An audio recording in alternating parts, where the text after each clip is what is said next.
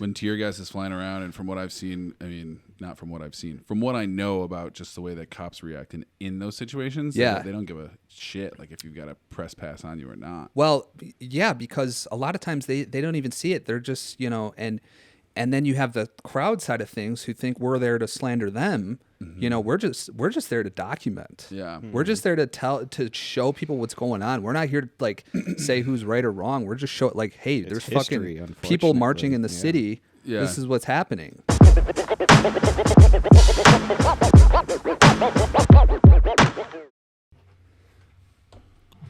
Okay. Trey, what are you making that noise for? I'm sorry, guys. I'll keep it under control. What's up, everybody? This is Drop.Cast number 15. We're here with our good boy, B-Pun, also known as Brian Puninske. Is this your Dungeons and Dragons? Yeah, that's mine. That's good. There you go. What's up, man? Dude? It's so good to see you guys. It's been pre-PC, pre-COVID since we've seen you, man.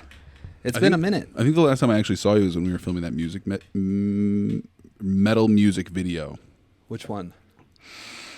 The one I helped on in the warehouse with the chandeliers and candles and dude, stuff. There's like 10 of those that I worked on in the last 6 months. They're have all in a warehouse, and I was gonna say they're all in the warehouse and they all have chandeliers. No, I do know you're talking about though. That was when was that? 2019? Yeah, 2020. That was COVID. It was a long time ago. That was the last thing I did before COVID. I think. Last time I saw you, I think I was over at your house.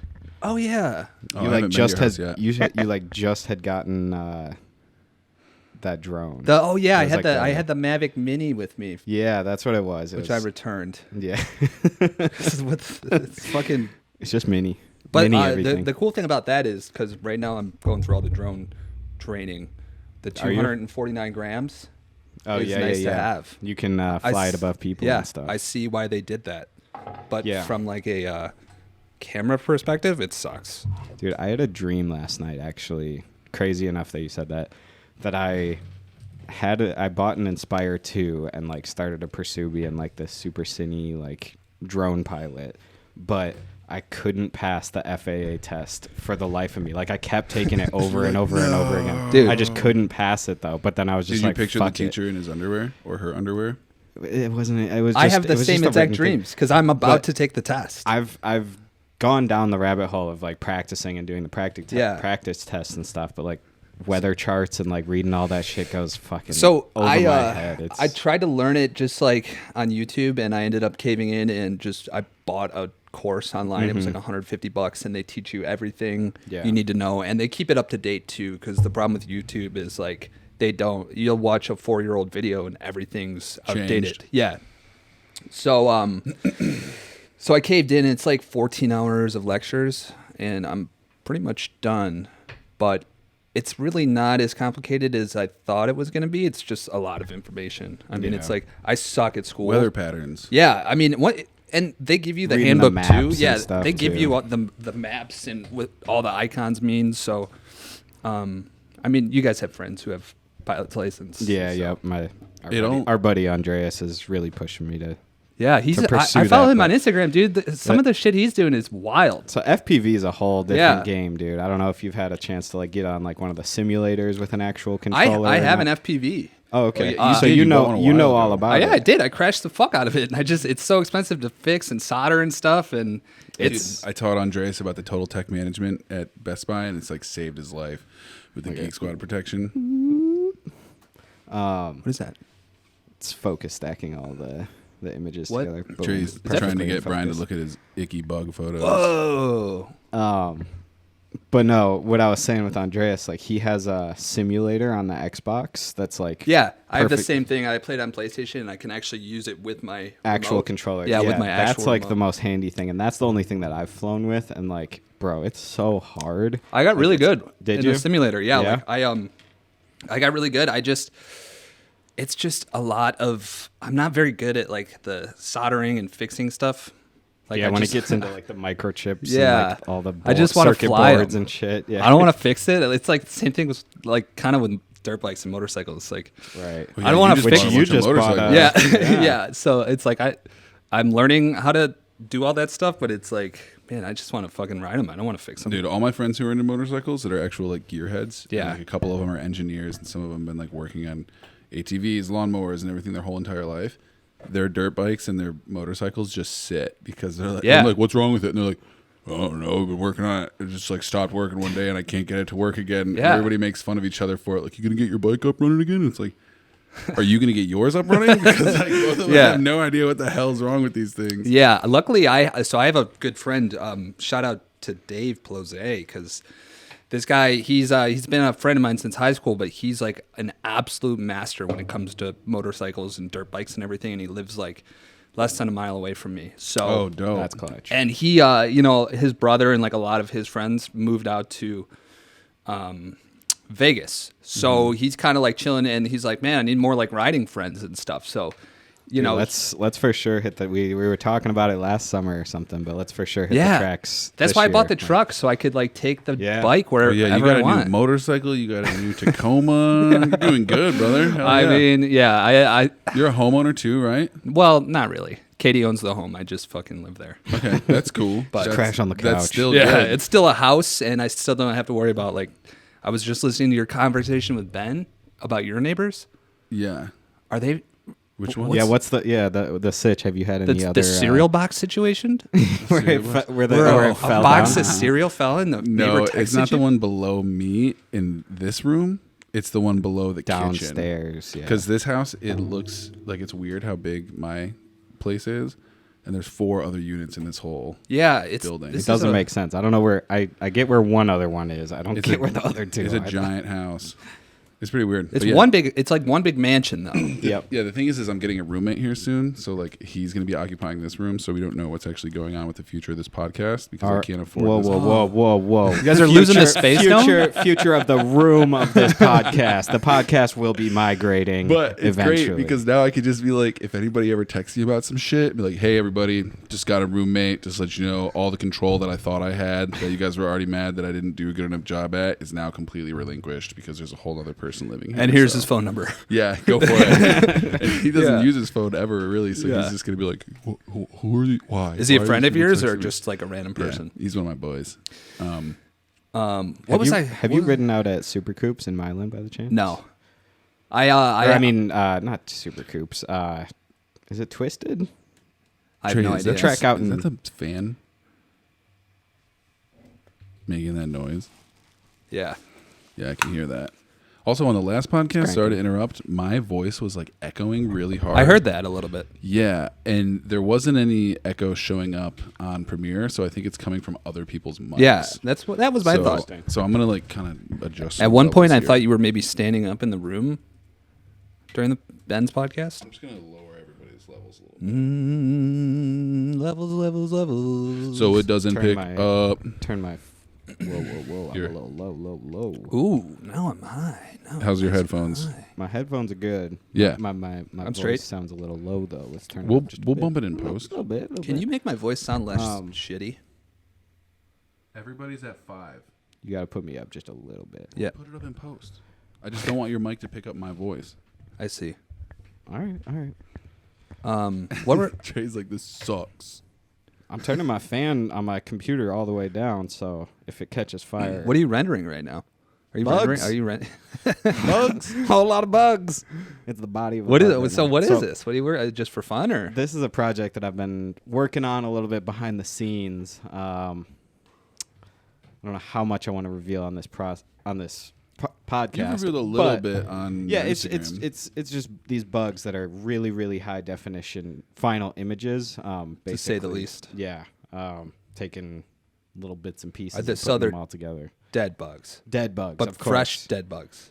They got to be. I fresh don't to know an the extent. time. One time I saw of Trey, death. he caught a bumblebee in a jar and he shook it really hard. No, I So did then not. it stunned it. And then when he stunned it, he was like, this is what I do to jostle him around a little bit. It's like, get the macro lens. And he took it and he was like, but now while it's stunned, we have to put it in the freezer. And then he put it in the freezer and then it froze.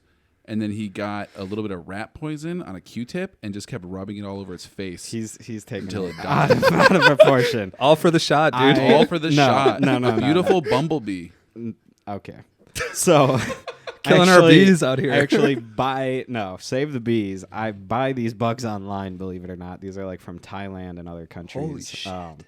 But yeah, you can, believe it or not, purchase these bugs. Do you have to go on like the dark web for that? No, bugsdirect.com. Believe Really? it or not, bing bang, be at your house in a couple weeks. I feel like anything you want is just somethingdirect.com. Exactly. Yeah. It's kind of crazy though. They have some really high quality and exotic bugs. I'm gonna make another order soon. But and they're all sort of beetles and stuff. But all dead. I'm not messing with any live bugs out here. That's do you guys? That's freaky. It's kind of freaky enough. But the process with this too is like kind of interesting with like dehydrating and rehydrating them, so I can move their limbs and then dry them in places that I want.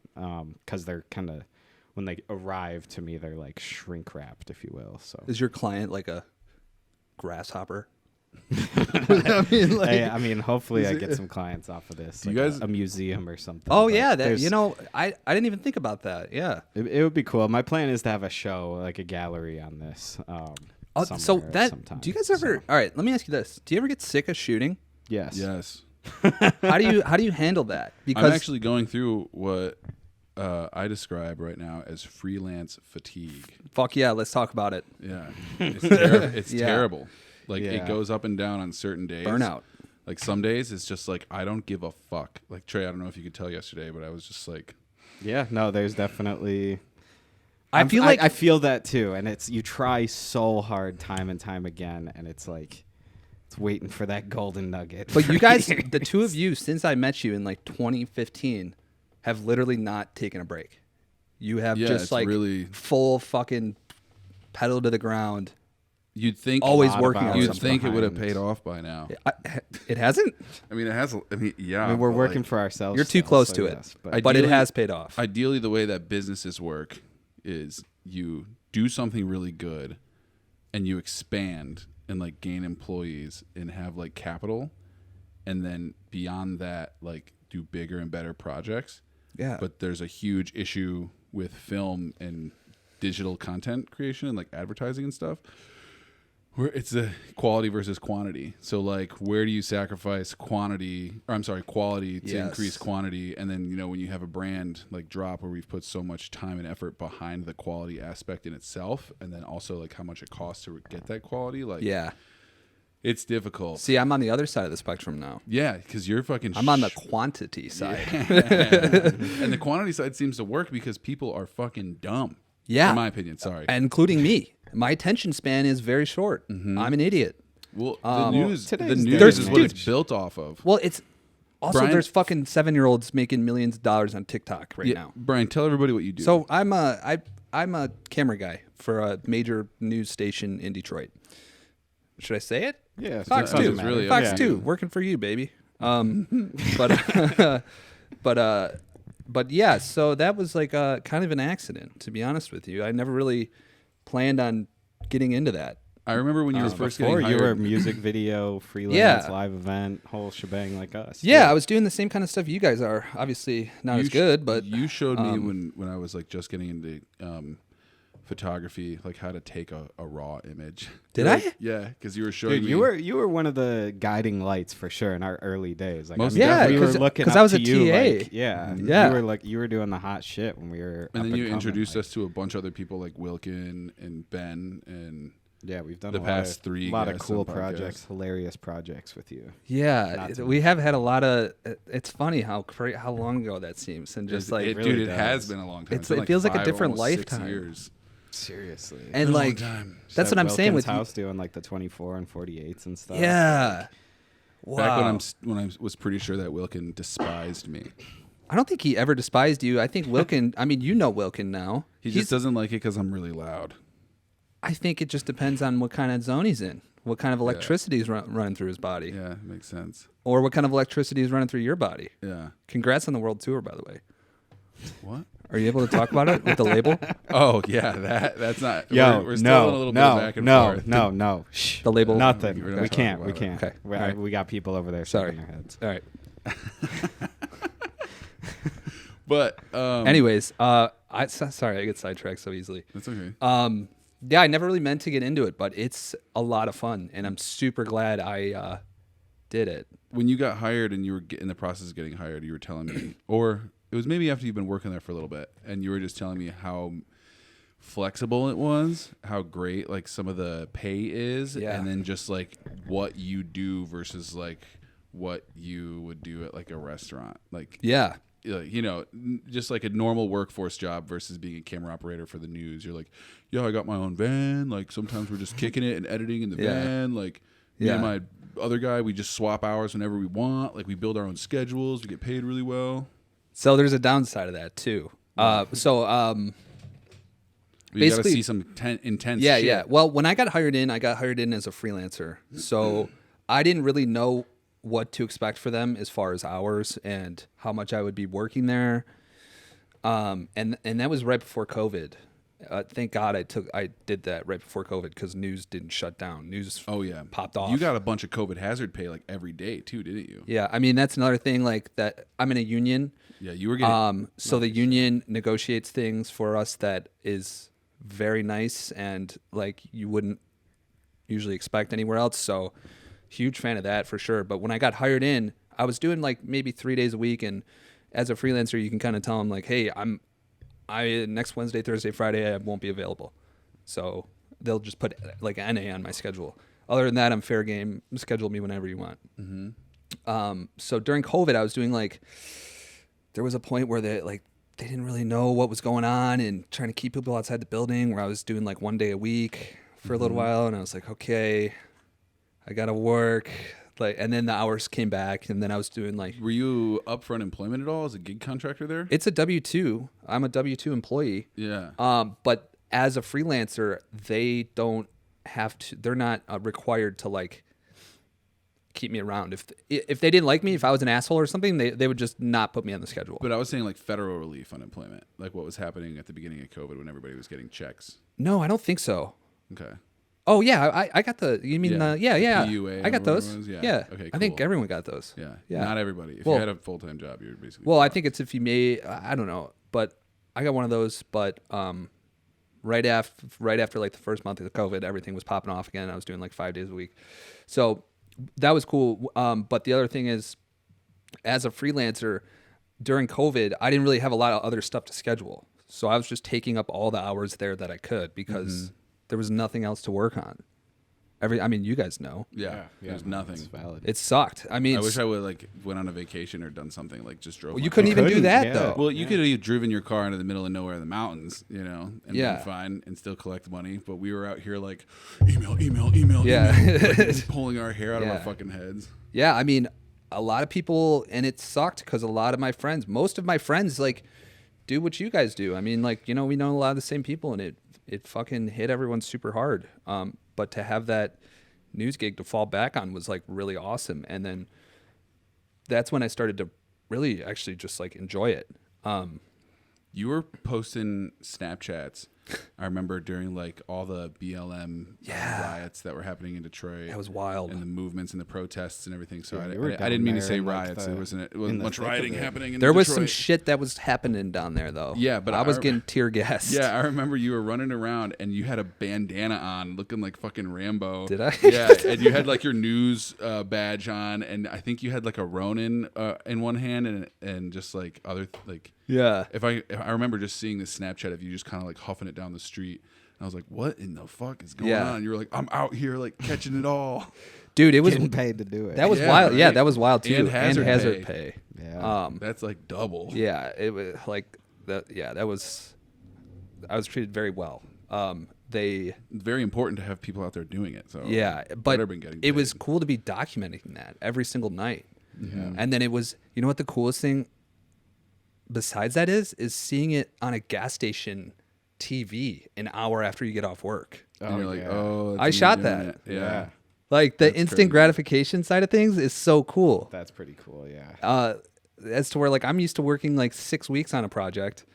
The client hates it. Okay, we got to change everything. All right. And then another 2 weeks, and then it's another 2 weeks. And by the time they even release it, you don't fucking want anything to do with it. Yeah, and you're sick of everything about it. But so now, I'll go out and shoot 5 things in a day, and they'll all be on TV that night, which is wild. But the protest days, those were intense because, you're trying to document this, but you're also trying to not hurt yourself or put yourself in a yeah, exactly. You got to be safe. And when tear gas is flying around, and from what I've seen, I mean, not from what I've seen, from what I know about just the way that cops react in those situations, they don't give a shit like if you've got a press pass on you or not. Well, yeah, because a lot of times they don't even see it. They're just, and then you have the crowd side of things who think we're there to slander them. We're just there to document. Yeah. We're just there to show people what's going on. We're not here to like say who's right or wrong. We're just hey, there's history, fucking people marching in the city. Yeah. This is what's happening. There's totally a double-edged sword, or with that whole entire topic of just like documenting history as it's happening, and then people being really upset with you for doing it. Well, and here's another thing I want to. Has that always been the case, though? I wonder through time. Like I mean, because there used to be documentation of the war and stuff back in the day too. Photographers and people, not videographers, photographers in the war, they were like supposedly like medics through the Geneva Convention, untouchable. Like would you guys be a war photographer? My old neighbor when I lived above Worst Bar was. That's some wild stuff. Yeah, insane. He, His name's Nate. He works for Rocket Mortgage now and all those guys, and like works on Reds and just does stuff for Quicken Loans all the time. Team Quicken, baby. Yeah. But he was really cool. It was so weird. I was moving in and I noticed that his door to his apartment was wide open, and mine was obviously too because I was moving stuff in. And like as I just kind of like looked over my shoulder, I just saw an A7 III in a cage, like with a boom mic on top of it on a tripod aimed at a chair with a microphone on a C-stand with a diffusion panel and a light. And I was like, what? Is my shit in there? And I was like, that's my shit. And I was like, oh, wait, no, my neighbor's got the same exact shit that I do. What?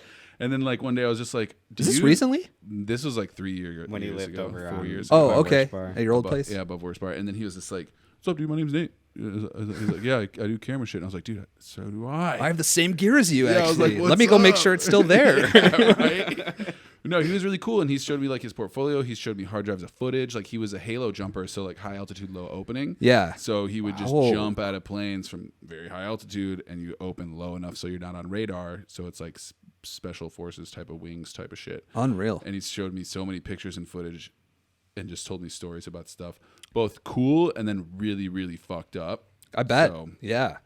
I mean, that's the other downside of my job too, is I see a lot of fucked up shit too that I don't necessarily need to see. You've told me you've seen like murder suicides like as they happened. I don't know about well, no, I mean like not as they happened. Standoffs and all that shit. But so like, we'll go to a situation like a barricaded gunman. Mm-hmm. Like how many of those have you done?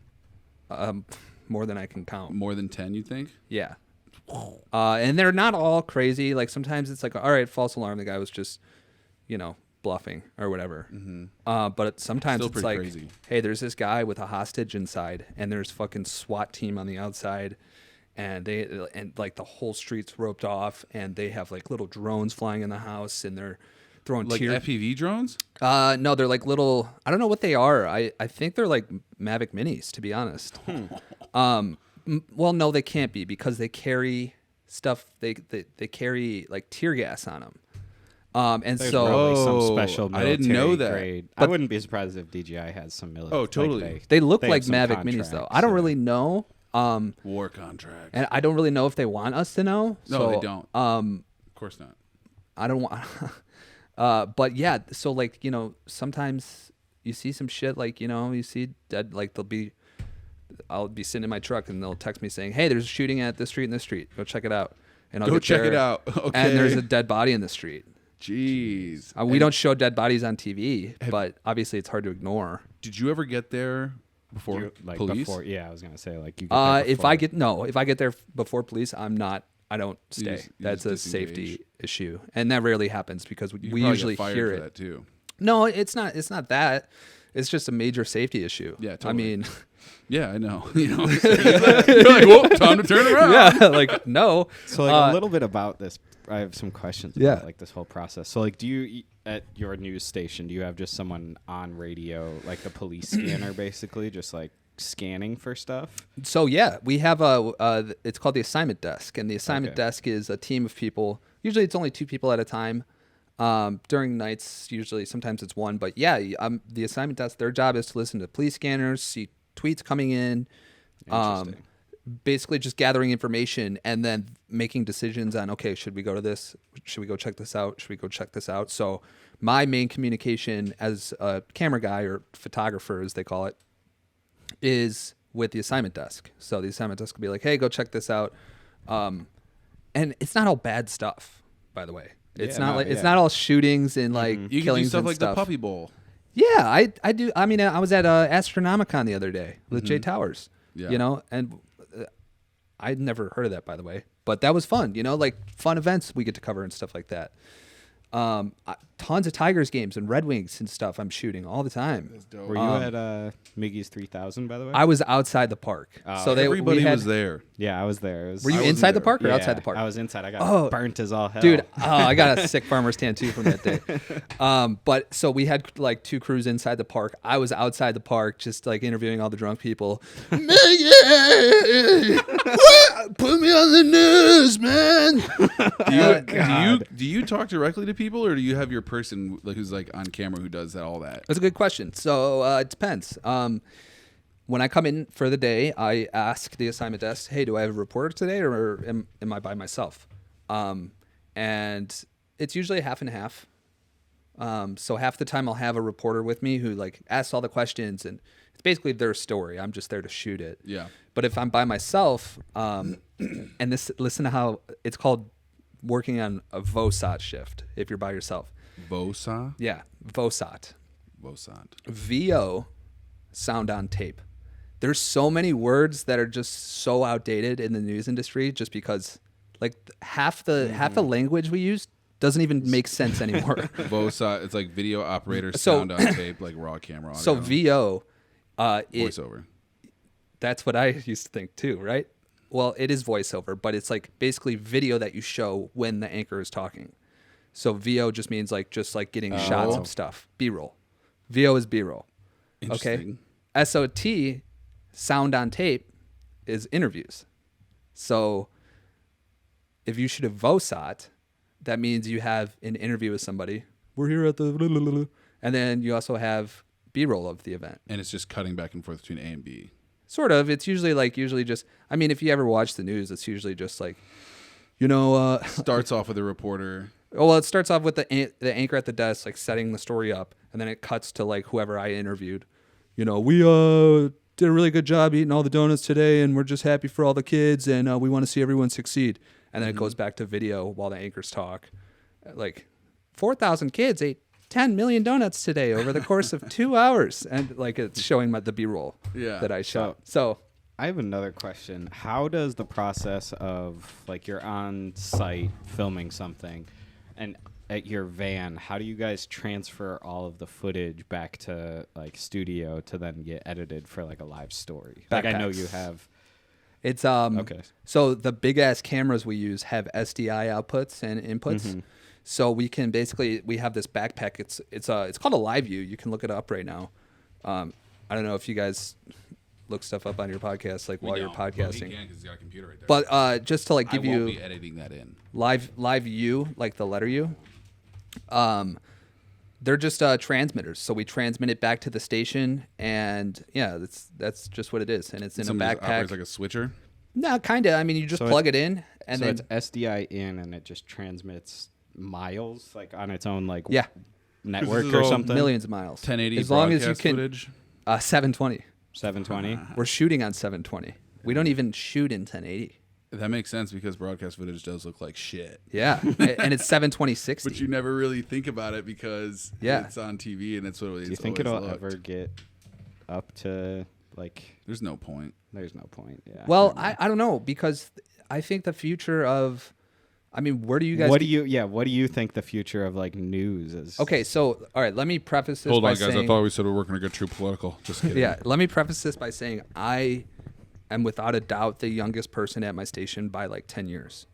Whoa! Even by the operators and the people that you're in the trucks with and stuff. All the basically everyone who is a camera guy or a camera woman or a photographer, as they're called, is older than I am by like 10 years. So it's even your anchors. No, there's some younger anchors, but like so there's a lot of old school like camera guys like this is the way we do it. This is the way it's going to stay, sort of thing. Well, it's union based too. There's a lot of old heads in there. That too, but there's it's mostly just the old school guys who are like, this is the way it's always been. We want to keep it this way, and there's a lot to learn from those guys for sure. But at the same time, shit's changing. Like, how do you guys get your news? Probably on your phone. Reddit. Exactly. Yeah. And it's always like a headline, and then like I check the headlines, and then I check the comments. And then I never click on the page just because I'm going to get a paywall or I'm going to get an anchor video that I don't want to watch. Exactly. Shout out to ExpressVPN, our sponsor for the day. No, I'm just kidding. Use code DropCast. Wait, 15% does the off your VPN, does ExpressVPN get you through paywalls and stuff? It scrambles your VPN so you don't get... So basically, I use a VPN so I don't get targeted ads. Yeah. Because, I don't know. You used to work for Apple. Yeah. And the reason that I don't use VPNs is because when we did our VPN, it totally fucked up our airdrop. And like we couldn't airdrop anything. And how long ago was that? And what VPN did you use? 3 or 4 years ago. And I was using... There was a free version of it. Started with a That's probably why. Nord. I think it was Nord. I use Nord. I pay for it. And I use it on my phone and my computer. And I airdrop all the time. So I don't know. Maybe it was because even when I would turn off the VPN, sometimes AirDrop wouldn't reconnect. Yeah, I've heard of that. I've Googled a bunch of troubleshooting things, but I haven't gotten a straightforward answer. That's why I just never bothered with it. I don't know. I've never ran into that issue though, and I've always used VPNs on all my devices.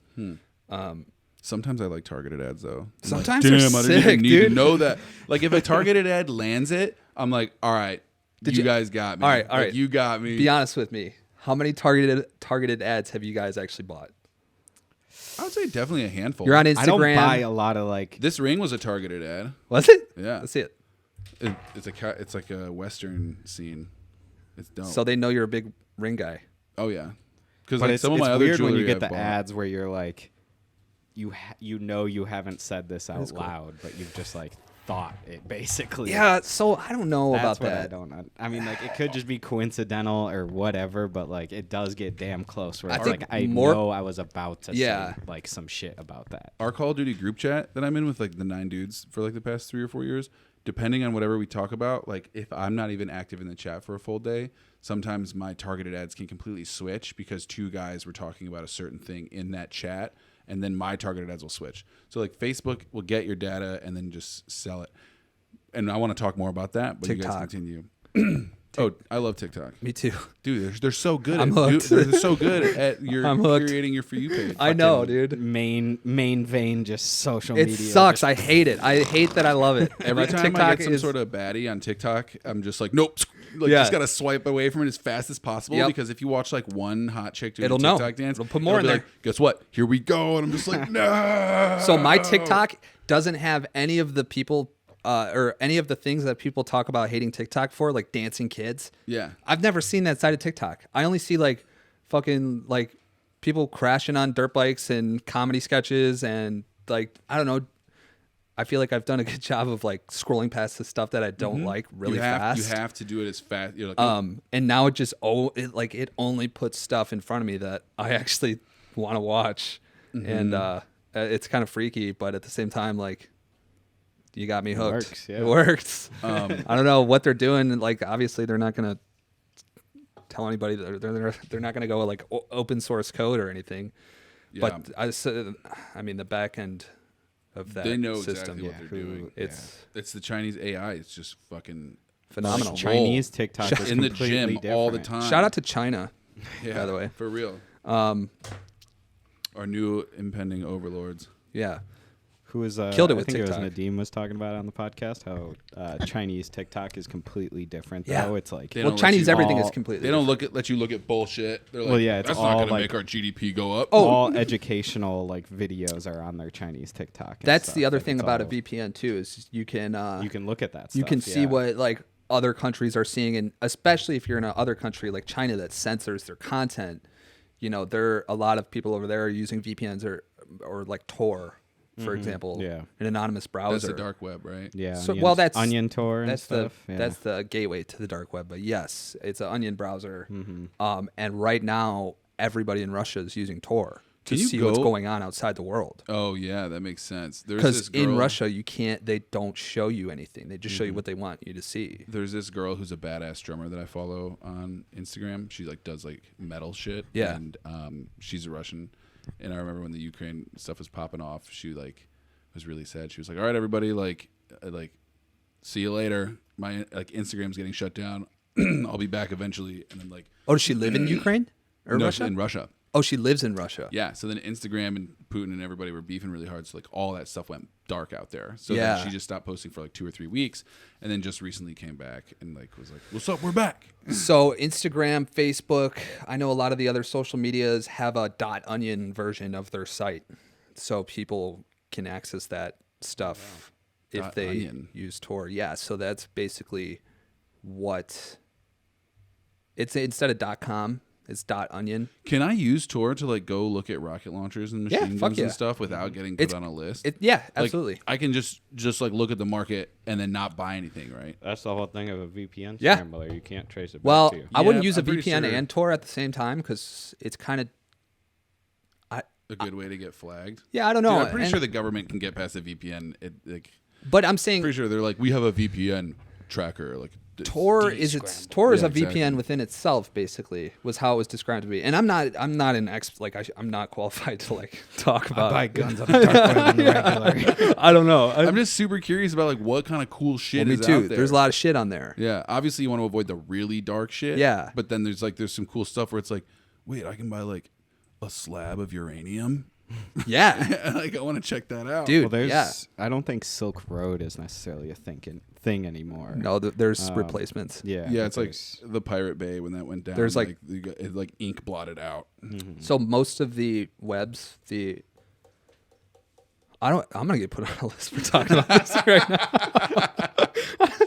We don't have to. You can just tell us off air. All right, cut. Yeah, okay, cool. No, I'm just kidding. But no, I mean, yeah, if there's a will, there's a way. There's shit going on. Interesting. Yeah, I just really want to understand how all that stuff works. Yeah. You can get a rocket launcher shipped to your house. From Elon Musk. If you try hard enough. Elon Musk fucking sells them. I know he has a flamethrower, but not a rocket launcher. Oh, wait, yeah, sorry, I got that mixed up.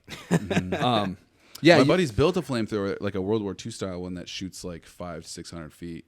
Really? It's insane. They built that. Mm-hmm. What do they do? Are they engineers? They also just bought like engineers? like a 1944 Browning LMG that like has to get mounted on a 3-way tripod. Oh fuck! Those World War II machine guns. That's like, it's only a single shot, obviously, but yeah. Yeah, that's what happens when you got money and property, dude. You just start doing shit like that. Yeah. Yeah. Holy shit. Okay, so back to this data thing that I wanted to talk about. Unless you have something else. No, I was gonna tail off on the rocket launcher thing, but let's go past that. So close that monkey. This is like a really scary thing, like your data and like what that data means to other people, and like how that data can inflict you. So people, I wish, because I showed you the whole conversation and we read through it in detail one time, and I would like to find it in this conversation I'm about to relay. And I remember you were there when I was showing it to you, and you were like, "Holy shit, that's very scary." The data point algorithm. So like we all know that the algorithm like checks on us and like is constantly learning about us. Yeah. And I know that there was obviously some sort of system in the way that it worked, but it all goes off like a point system and a data system. So it's like, if we show something to you on TikTok and you only look at it for like 0.01 seconds, that goes away. Then you obviously don't want to see that. If you looked at it for like 2.5 seconds or something, and these numbers are constantly changing as like trends change and as the human brain changes, so like they're constantly learning. So it's like hypothetically you look at something for 2.5 seconds and then you like go back to it, or you just keep looking at it, or you go away, like that will give the algorithm some sort of information where it's like, he looked at this for a little bit, so put him in this new data pool. And when I say him, I'm talking about me. Put him in this new data pool, and then we'll start kind of trickling other things his way. And if those stick, then like we can further navigate exactly which direction and which data pool we can put him in. Yeah. But then what happens is that data is owned by people like Facebook and Google and other companies like that.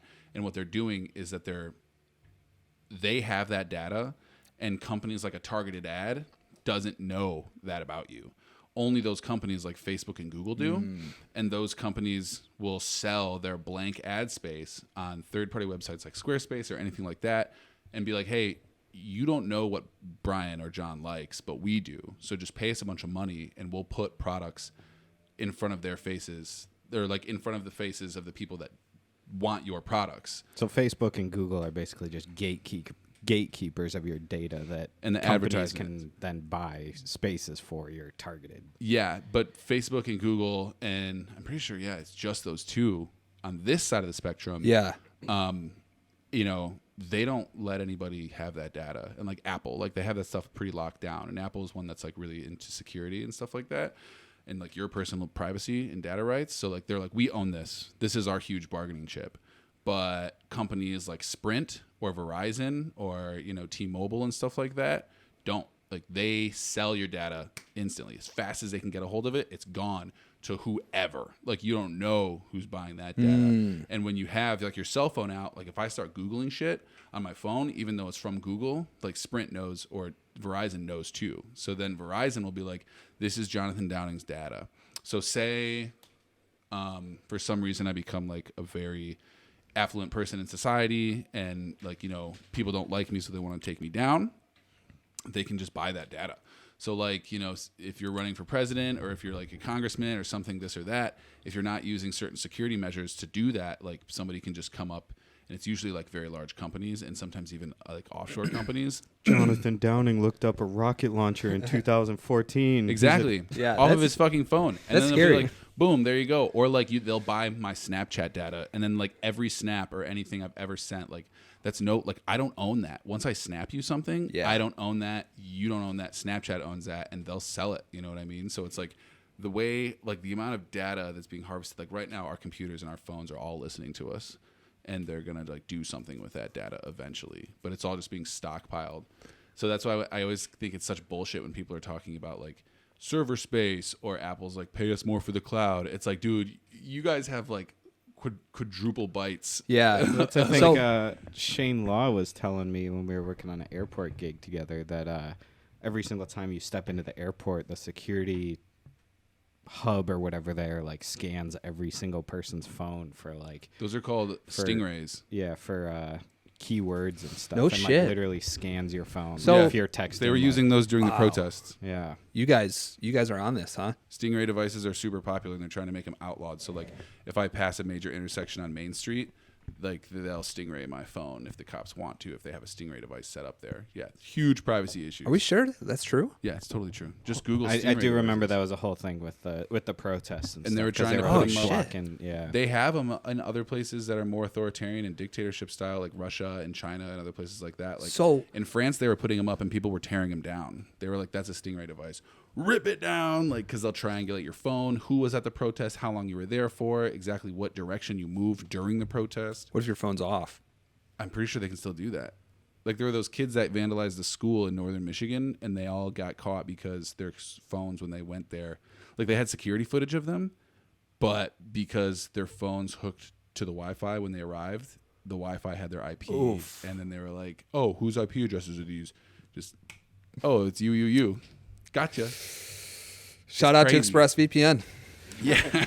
Use code Sponsor. DropCast for 50% off. But yeah, that shit let's get into the scares ads, guys. shit out of me. Yeah, that's scary, and you're obviously well more versed in that than I am because I didn't know about that side of things. The closest, the most that I knew was like basically the fact that we're all sitting here and our phones are together means that we're obviously probably friends and have similar interests. So now I might get a Ring ad or two, or I might get a fucking bug website. Bugs 50% off. You know, Yeah. just because we're all in the same room together. Yeah. But that doesn't sound. Tinder near does as- that too. Like they'll like say if you're at a bar with somebody who's got a Tinder and like you're swiping in the bathroom or something like that, like they'll proximity it. Well, Oh, Facebook yeah. does I that thought too. they always with, like did the that, though. suggested friends. Friends, Like yep. you'll be hanging out with someone that you're not friends with. I thought that was the whole point of like Tinder though. Is like they're this far away. Well, they'll give you like a radius of like miles or something like that. But like say that there's somebody 6 miles away versus somebody who's like 500 feet away. They'll show you If them open, first. yeah, they're gonna show you that person first. Yeah. It's weird. Hey, I'm in the bathroom right now. Yeah. The same place you are. Yeah. Yeah, that's weird. Remember when online dating was like risque? I'm fucking so glad don't have to do that. That you never had to deal with it? I did for a little while. Like when I've been with Katie for over 5 years now, and Tinder's so bad for you.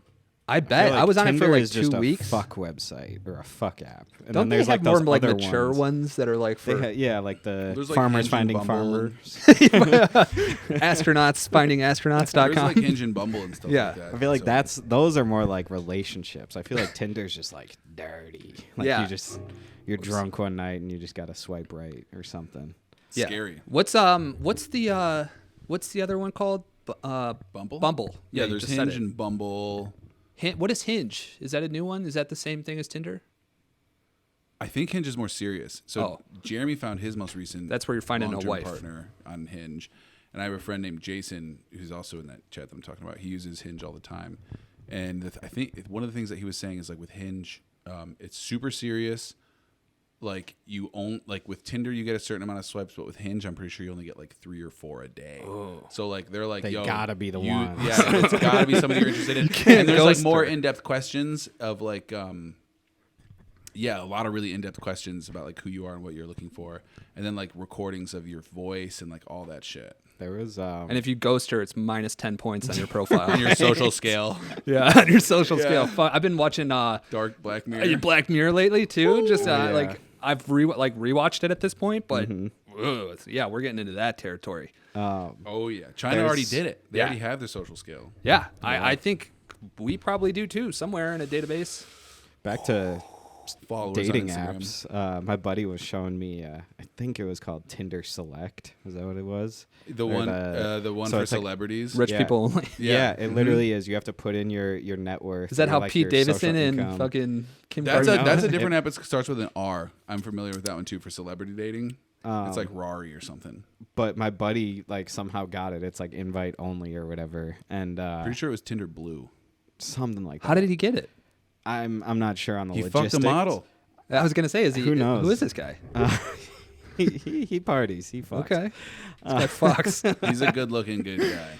All right, he's a John got the hots. he's a friggin' smoke show. Yeah, but no, it's just Tinder for celebrities and like rich people. I Cool. guess I didn't know it That's- existed. Or like the top tier of attractive people in society. They just say like, no dogs allowed here. yeah. Like what the fuck are you? Get the fuck out of here. Yeah, I mean that's what they're doing in real life, anyways. Why Yeah. not do it online too? Totally. I just watched that Abercrombie and Fitch documentary. It's like Oh. I wanted I to, was but gonna I watch didn't it. watch it. I've been It's watching. pretty Actually, valid. this timing is weird because I just watched that SpaceX documentary that they put on Netflix. Oh yeah, I saw that.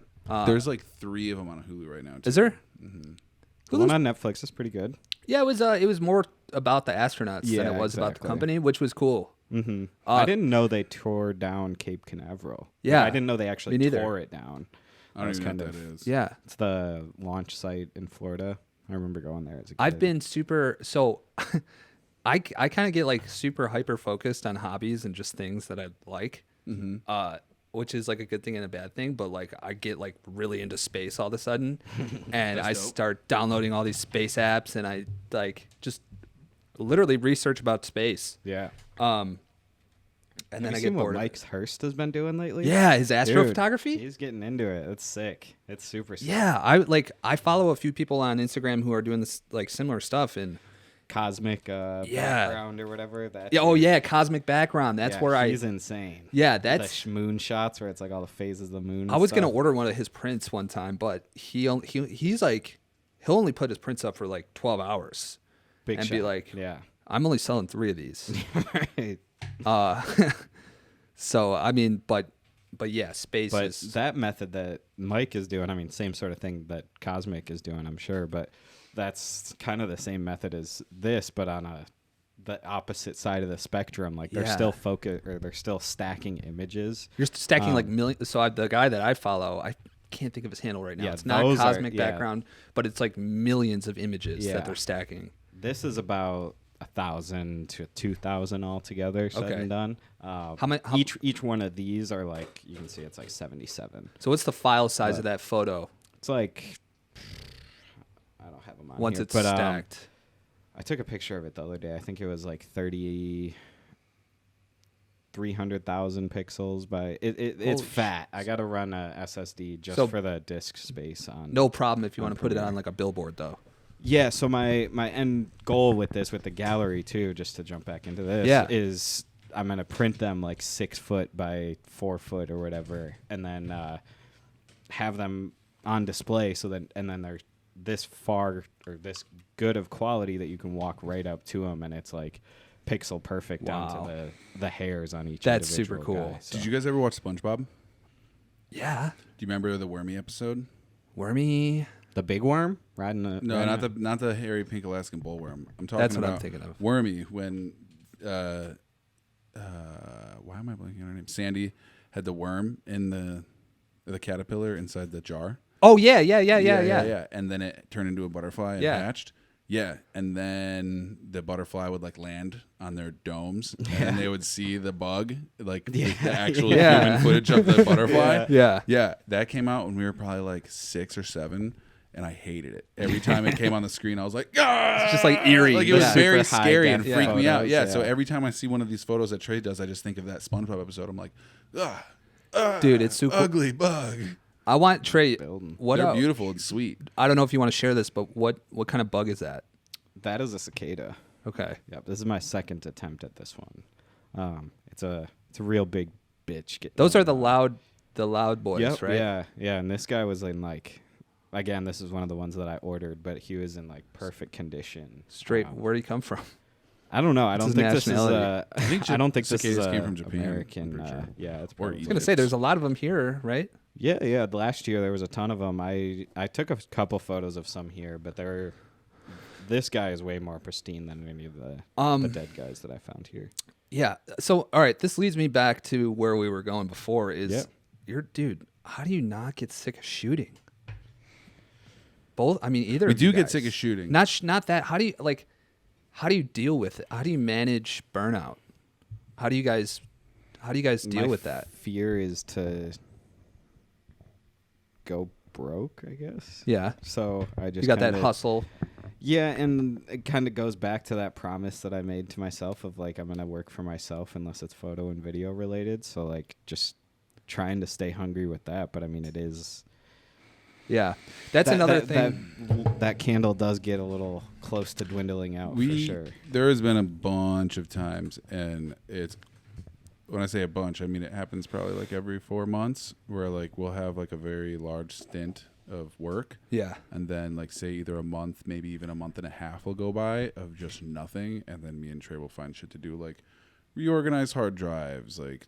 Look at invoices. Just finding that consistency. It's cool that you guys have each other to like keep each other accountable a little bit, though. Yeah, because like most people, it's just a one-man band, right? What I was gonna say is like usually because of our clients and like the broad range of them that we do have, after like a month and a half, maybe a month, we'll get like an email and it'll go bing, and we'll be like yes, and we can finally start on a project, and then usually like another project will come in halfway through that. But that's just the fucking demise and the super stressful thing about it. It's just like that sucks. Fucking I know not having that consistency or that knowing like that X amount of dollars coming in each month, because you can have great months where you're pulling in very good money, and then some months where you're pulling in literally zero. I feel like that's just a strange and then you gotta, way to live. It's you have really to make hard. sure you have to make sure that during that time when you have nothing, you don't take bullshit either, because like people will want to hit you up and you'll be like, oh, should we just take this for like this small amount of money? And then when we're like in the middle of that project, like more shit will come up and we'll be like, dude, fuck, we fucked ourselves. We shouldn't have taken that. And it's like, but then me and Trey have to constantly remind ourselves, like, remember where we were when we did take it. And we're like, yeah, fuck. Dude, it's so weird that I used to TA you guys. Mm-hmm. I'm teaching up there now. That's what I heard. Yeah. I was gonna see if you wanted to get into that a little bit. Yeah, yep. How is it? Like Thursday is my very last class of this semester. What are you doing? 105? Yep. Awesome. Yep. Me and Jack up there. Jack Anderson? Yep. Sick. Do you guys teach and like Steve too? I heard Steve was up there too. Yep. Are you guys in the room together? Jack and I are. Yeah. Oh, that's cool. Yeah. We're kind of bouncing off. He's been a little bit more absent though, because he's been working on some. He's busy. HBO and Showtime. He was just with 50 Cent last weekend. Yeah, they're working on. I don't know if we can really talk about too much of that, but yeah, they're working on a project. Sweet. Detroit's getting some cool. He made gigs. Yeah, doing a lot of stagehand stuff around Ann Arbor too, with the union and in that whole sanction. He's a video union gaffer or grip. I think he's just a union onto the next one is what the okay. HBO and all that stuff. I don't think he isn't use you onto the next one on this one. The HBO stuff isn't through the union. He's just kind of, I think, getting referrals. What's his role on set though? For this one that he's on right now, he's just doing some office paperwork, I think, like intake and dismissal stuff. Yeah, I listened to a little bit of the podcast when he was on talking about No Sudden Move. Yeah. With like Ray Liotta and Don Cheadle and all those Yeah. guys. That's how I Brandon think. That's Fraser how and he's John getting Hamm. those other ones too. Is some connections through that. That's yeah, super you cool. get like one of those and then you move. Like it's. But like, dude, he's telling me he's working. The HBO one that he was on, he's like, I don't want to speak too much for him or too much on this, but he basically told me it was living hell. Like Oh, he was no. It was running, the worst set he'd ever he worked on ran his whole entire like life. literally running from like task to task from like 9 a.m. to like 4 in the morning. Oh God. And Let's not getting- name anything about who that was for or anything like that. But Getting screamed at the entire time. yeah, he said he was like Top of the lungs. people would be like, Jack, why isn't this done? This was supposed to be done like 2 days ago. What the fuck is wrong with you? Like, get fucking moving. Or like he would be like, when like a bunch of people Yes, quit, sir. a bunch of people quit, and he would be like, "Yes, sir," and then like sprint off and run, my and then God. like the director would like look at him and be like, "Are you fucking stupid?" And I would just be like, "What?" And like he's been on a lot of other sets, and I've heard like horror stories about sets and stuff, and sometimes I'm like, "Are our sets just like kind of like non-professional, like too chill? yeah, too chill, yeah, like too chill, or our set's just like whack or something?" And I was like, "Is this how it's supposed to be?" And he was like, "No, these are the worst sets I've ever worked on." And like people were quitting left and right, and it was like the ball was dropped since the beginning because this person, like the director, quit, and they brought in these other people, and this and that, blah blah blah. Yeah.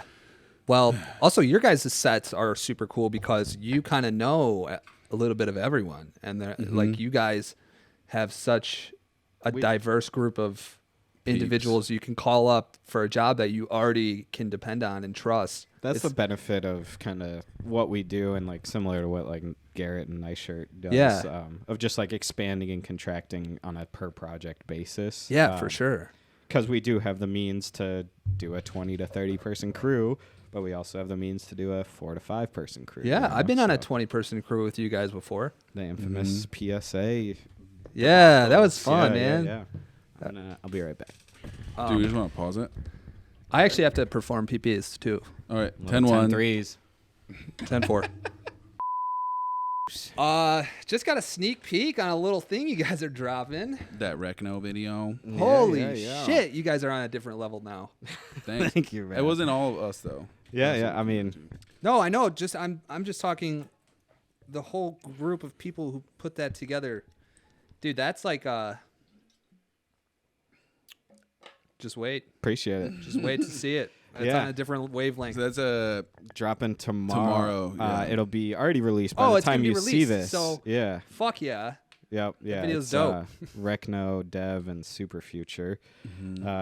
Should be pretty cool. Shot and edited by Your boy, myself. TreySarmento. Yeah, with the long hand with this dude production managing, doing a whole lot more than that too. Yeah, you guys are killing it. Jack out there, John Humphreys directing it. Shout out to John Humphreys, and yeah, great crew. Trevor on the grip and gaff with Yeah. my man Fred too. nonstop team. Yeah, have you ever had the chance to work with Trevor? By the way, No. he's a fucking animal with grip and gaff and just like Trevor who? lighting. Stevens. No. Advanced Multimedia. They're out of East Lansing, but they're always here in Detroit. It's him and why am I Dave blanking? St. John. Dave St. George. John. St. George, yeah.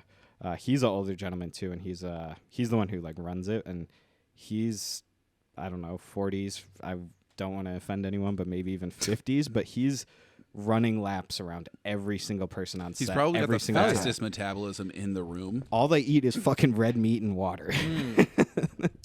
The And carnivore diet. They work harder than anyone on set. They blow my mind every time. So I've shout out worked to with them side by side before, and I had like 17,000 steps, I think, by like noon. Wow. What kind of videos do they usually Anything.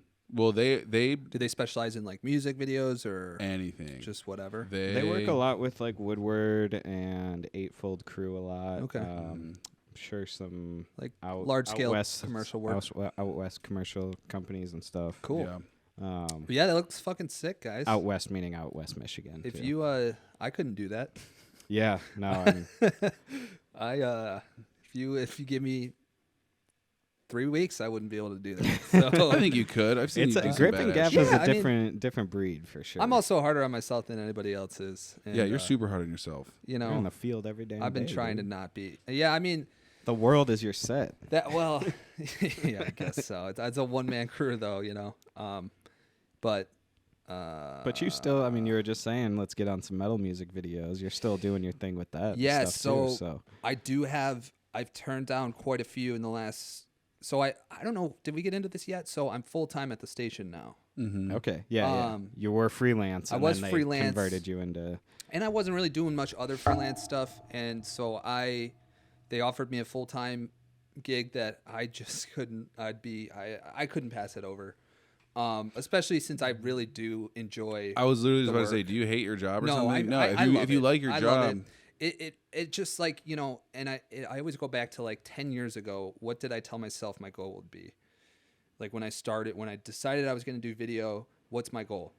And maybe this is my fault for setting too broad of a goal, but my goal was to make a living with a camera.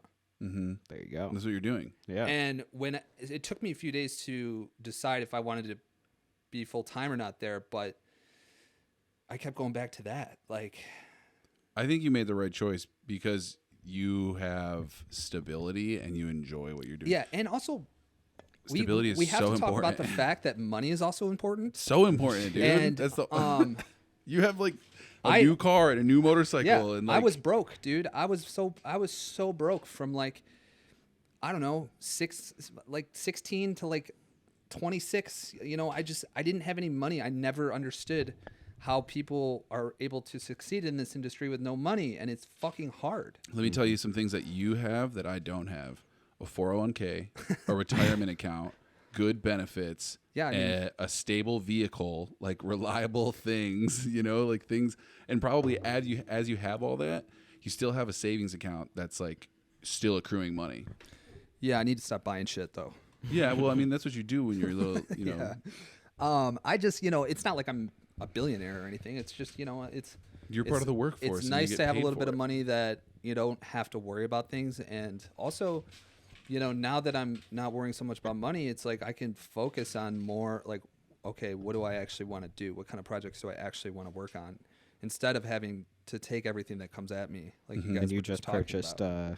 what kind of motorcycle was that you just got? Oh, a Victory Gunner. I was going to say, it looks like a Is that- Triumph. that's or something. brand new off the lot? No, well, so they quit making Victories in 2017. Okay. So Victory is owned by Polaris. Okay, And Polaris cool. owns Victory motorcycles and Indian motorcycles.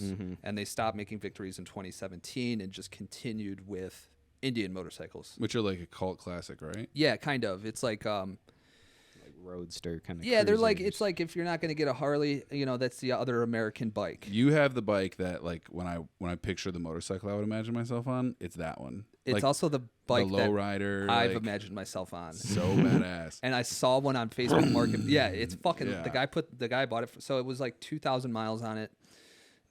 He put some like after exhaust straight pipes on it. So it's loud. It chops. It chops for sure. And you know, we just had a nice weekend, and I was like out riding till like midnight some nights, and like, Hell yeah. But my neighbors, I'm just like, Sorry. sorry guys. We're used to that I in got a Nipsey, new baby. toy." People Yeah, I know. rip up and down these streets like I live in the crazy. suburbs, baby, and so like I live next to like my neighbors are really cool. They don't care, but I still feel bad when I pull up in the garage at 1 a.m. or when I'm in the.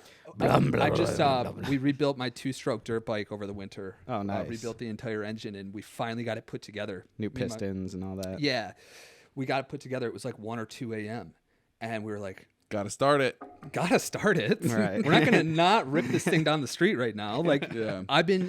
it's been 6 months since I've been able to like ride this thing. Mm-hmm. So we got it. We got the engine in. We got all the cables secured and everything. We're like, all right, fucking first kick.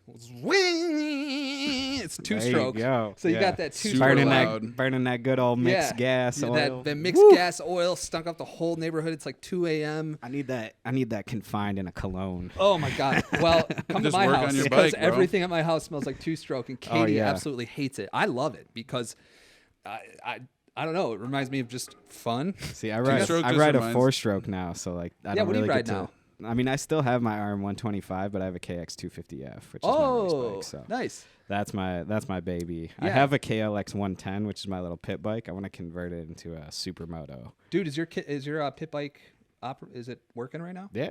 I want to ride that thing. Yeah. I've never been on a pit bike. Yeah. No, it's a lot of fun. But so when I first got my dirt bike, so also this is super weird too because it's street legal. It's a street legal 2-stroke. Mm-hmm. The 125 is? No, my bike is a gas 250. Oh, you have a 250. A gas. Yeah. Which is nice. I think they got bought out by KTM. But gas, no, because they still make new bikes. They're just bigger in Europe and like Spain and stuff. But they use all the KTM parts. But anyways, that's cool that 2-stroke reminds you guys of fun because it just reminds me of like weed whacking. Lawnmowers and stuff. It's like, damn it, I have to go mow the lawn. Yeah, no, I always had electric weed whackers. So, have you been watching the Supercross series at all? a little bit. I've been following it a little bit. I accidentally got super into F1. Okay, yeah. So I've been more on the F1 train lately, but I've been catching some Supercross highlights. Yeah. Did you get a chance to do any news stuff for the Detroit Supercross? No, that would have been sweet. I was off that weekend for some reason. I had something else Probably going on. riding your own motorcycle. I went to that one, but you went? Yeah, it was really sweet. Yeah, I've watched like every single weekend. For some reason, Who's your guy? this whole series has been Jeff Gordon.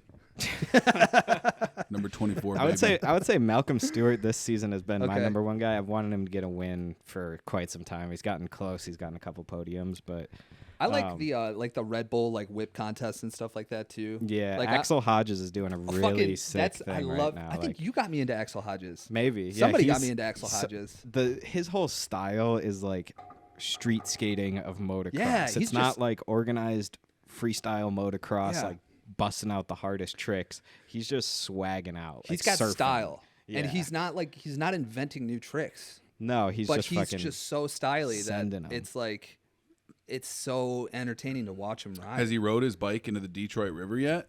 Not yet. He's a LA boy. Get him on the podcast. Travis Pastrana or whatever? Isn't that who he Hey, did? Axel, come on the podcast. I don't Rode think his dirt it bike wasn't into the the river? Yeah, it was Not the it was Detroit San River. Diego. I'm Yeah. pretty sure at the And then X he got Games charged right a there. bunch of money for it because he just like polluted a bike into the ocean full of Oh gasoline. my god! Oh, that was That was a long time He ago. was Yeah, like like 15 years yeah. old. Yeah. I watched it. What was it? A documentary? That's what I saw it. Yeah, and he's like, actually, you just told the story. So He why- just fucking said it. I was gonna just tell the story again, but When you're 15, you do some shit and you're like, that was so cool. And everyone's like, that was so cool. And you're like, wait, the gas is bad for the ocean? Yeah. Like, you have to think about it. but he was like, I didn't think about that part. he's like, no, man, I was just so stoked, I couldn't help myself. I just had to. He's like, you guys can go get it, right? Oh, man, where's my bike now? That was my favorite He didn't even bike. care though. He was like, fuck it.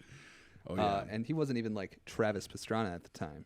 He was like just coming up, right? Yeah. Travis Pastrami. But To the freelance thing, I can just dive back into that.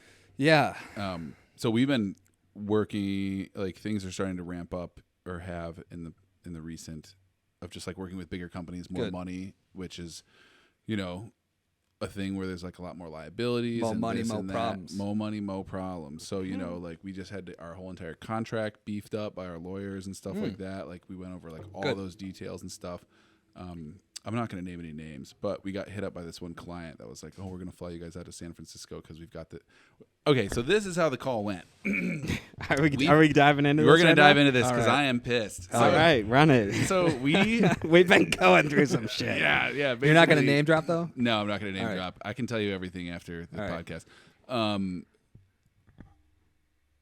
2 months ago. No. 4 months ago. A time long ago. Yeah, like this company hit us up in the middle of the winter time. They do conversion vans, like Ford Transit conversion vans. Hashtag to van life. Put to electric. Oh. So like shuttle. So like they'll buy like Ford E350 chassis and those shuttle buses and stuff and Okay. strip them down, take out all the components, and then just turn it into electrical chassis for like commercial vehicle use of like shuttle buses and stuff. And they were like, we need advertising. So we're like, okay, cool. Turns out this company had no idea what they wanted, and like we're on the phone with the CEO, who literally looks like. Real quick, pause right here. We can bleep this right here. They signed. Now I'm gonna have to go bleep it. They can bleep. We can go bleep. It's second half right around here. We can just cut it out. They already signed and we're good to go. Like shit's tied. The lawsuit? Yeah, like we've signed. Like they've signed I'm pretty documents sure. and stuff. I'm pretty sure. Or closed doors. I'm pretty sure. Are you guys about to win a lawsuit? I'm just making sure. Just I don't want Lose a to start lawsuit? talking about this if it's still like we haven't sent shit or they haven't signed shit. Well, that's also not us. Yeah, I mean, we're good. We're totally good. That's why I'm just not naming names. We can go back in. People can fuck off. Yeah. So then, basically, what happened was, it's like back into it. they fucking they like hit us up, and we spent hours with these people. I want to say like 6 hours total of Zoom calls and like just like building a marketing campaign for them. This company didn't know. They were like what I thought was an established company, and they didn't know like anything about their brand identity and who they were and what they kind of stood for. Is what I kind of took out of it, which is the sad reality of a lot of these companies. Yeah, they don't know. And one of the things that we're still dancing around the dancing around with at Drop is just like how to bill for consulting hours. Like, because if you have a client that you're like want to build a fruitful relationship with that like has a lot of money and is doing a bunch of shit and you want to get on there for the long run. Coming forward and just like billing them, isn't necessarily the most appetizing thing up front, but like now I'm realizing that like it has to be done. That's what you do with if you're a lawyer. That's how you do it. Mm-hmm. But with this company, I was like, oh, well, they don't know what they want. Let's work through with them and we'll figure it out and let's build like this big project. So then we did. They wanted to fly us down to Florida to do a bunch of stuff to get shots of like their commercial vehicles like doing shit, and we were building up this whole entire campaign. And we sent him the invoice, and it was like really cheap, actually. Like it was like $36,000 or $37,000 or something like that to get 4 people down to Florida for a whole week to film this commercial, like shut down streets and do all this stuff. I just want to keep in mind right now, you guys have people listening who are like, "That's cheap." I was gonna say we should bleep some numbers out here or cut that out. But yeah, that's cheap for full. Like think of a Kia commercial. That's like we don't have to name $200,000-$300,000 commercials. Sure, more than that, dude. Way more than that. Yeah. So then. And then it's just like, oh, okay, cool. Like, let's do it. And then they freaked out when they saw the number, and they're like, we only have like $80,000 budgeted for the whole year for like all of marketing. And I'm just like, okay, so bye. And then they were like, okay, well, we hit them back like months later, and it was just like during our slow times. And this is where me and Trey have to have that battle back and forth between like, what's worth our time doing for the money that we need to make to pay the bills that are due on certain dates. Yeah. You know what I mean? So we sit down and we have another phone call with these guys, and they're like, sweet, like, it's getting nice out. We don't have to do all this stuff in Florida now. We can just do stuff in Michigan and blah, blah, blah, reopen the gate. Then are they from Michigan or from They're a startup Florida? company. They're from Michigan. Oh, okay. And then they hit us back and we're like, yo, actually, there is an investment meeting, so we need like a bunch of sexy B-roll of the vehicle that we can use for the investment meeting in China that's happening. We're like, oh, okay, cool. What's up? Like, let's do this. And then we started talking through this whole entire thing. And then at the very end of the phone call, I was like, okay, cool. So like, what's the timeline for this whole entire scope? They're like, oh, keep in mind, it's Tuesday. They said, well, the video shows in China next Tuesday. I was like, yeah, exactly. I was like, what? It's like, all right. So you want us to buy plane tickets to San Francisco right now, like a week before the thing? Those are going to cost like $1,000 a piece. Yeah. He's like, yeah, money's not an issue for this one. Blah blah blah blah blah. Send them a quote for everything.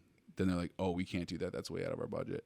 And we're like, okay, well, like, let's not do this, and let's just really, really, really dumb it down for you, and like, we'll just give you this instead of like an interview, like with all your employees and like a whole entire thing that's put together. And we're shooting with our phones.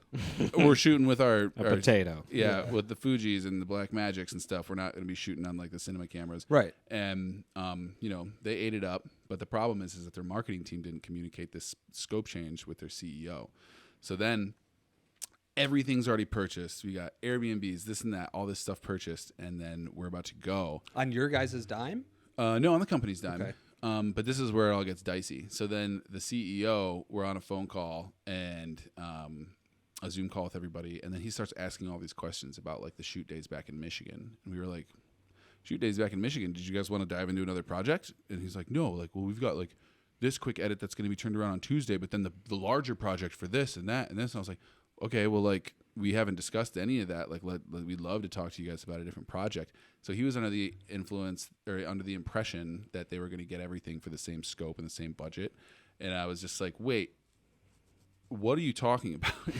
Like clearly there's a misunderstanding here. And this is all layman's terms. Like, I spoke way more professional with these people, and like I turned the what are you talking about? I turned the producer John on, and it's just like, I'm talking to him and stuff like that. And then then they straight up asked, they were like, does this budget cover this, and this? And I was like, no. And it's actually very well like described in the scope. Like, that was all signed, like sent to you guys in the contract and the scope and like the exhibit A and B that's being sent to you guys. Like, did you read the contract and the scope?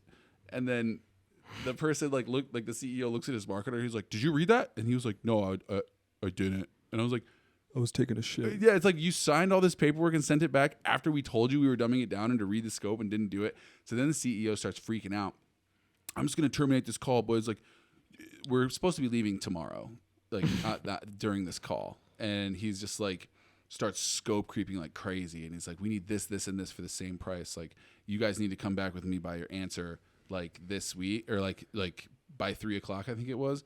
Or like, don't step a single foot on that plane. So basically, they wanted you to do the bigger budget shoot for the smaller budget that they're seeing now. That we talk, yeah, they're so fucking stupid. Okay. And then he's just like, you can't step foot on that plane. And I was just like, okay, first of all, I'm a vendor. Like, don't fucking talk to me like that, And then like, as I was like, hey, well, I'm really sorry that like there was a misunderstanding here. If you guys want to talk further about how we can find something that like meets both in the middle of our ranges, blah blah blah, and then like cuts off, like hangs up the phone in the middle of my sentence. Unreal. And then I like tell Trey and our other buddy who was involved in this, I was like, you mean, I made up my mind. I'm leaving. I'm not doing this. So like, if you guys want to take my cut of this project and just double whatever you guys are trying to get paid, like, go for it. You like, said that? I was like, yeah, my money's up for grabs. Like, I'm not doing it.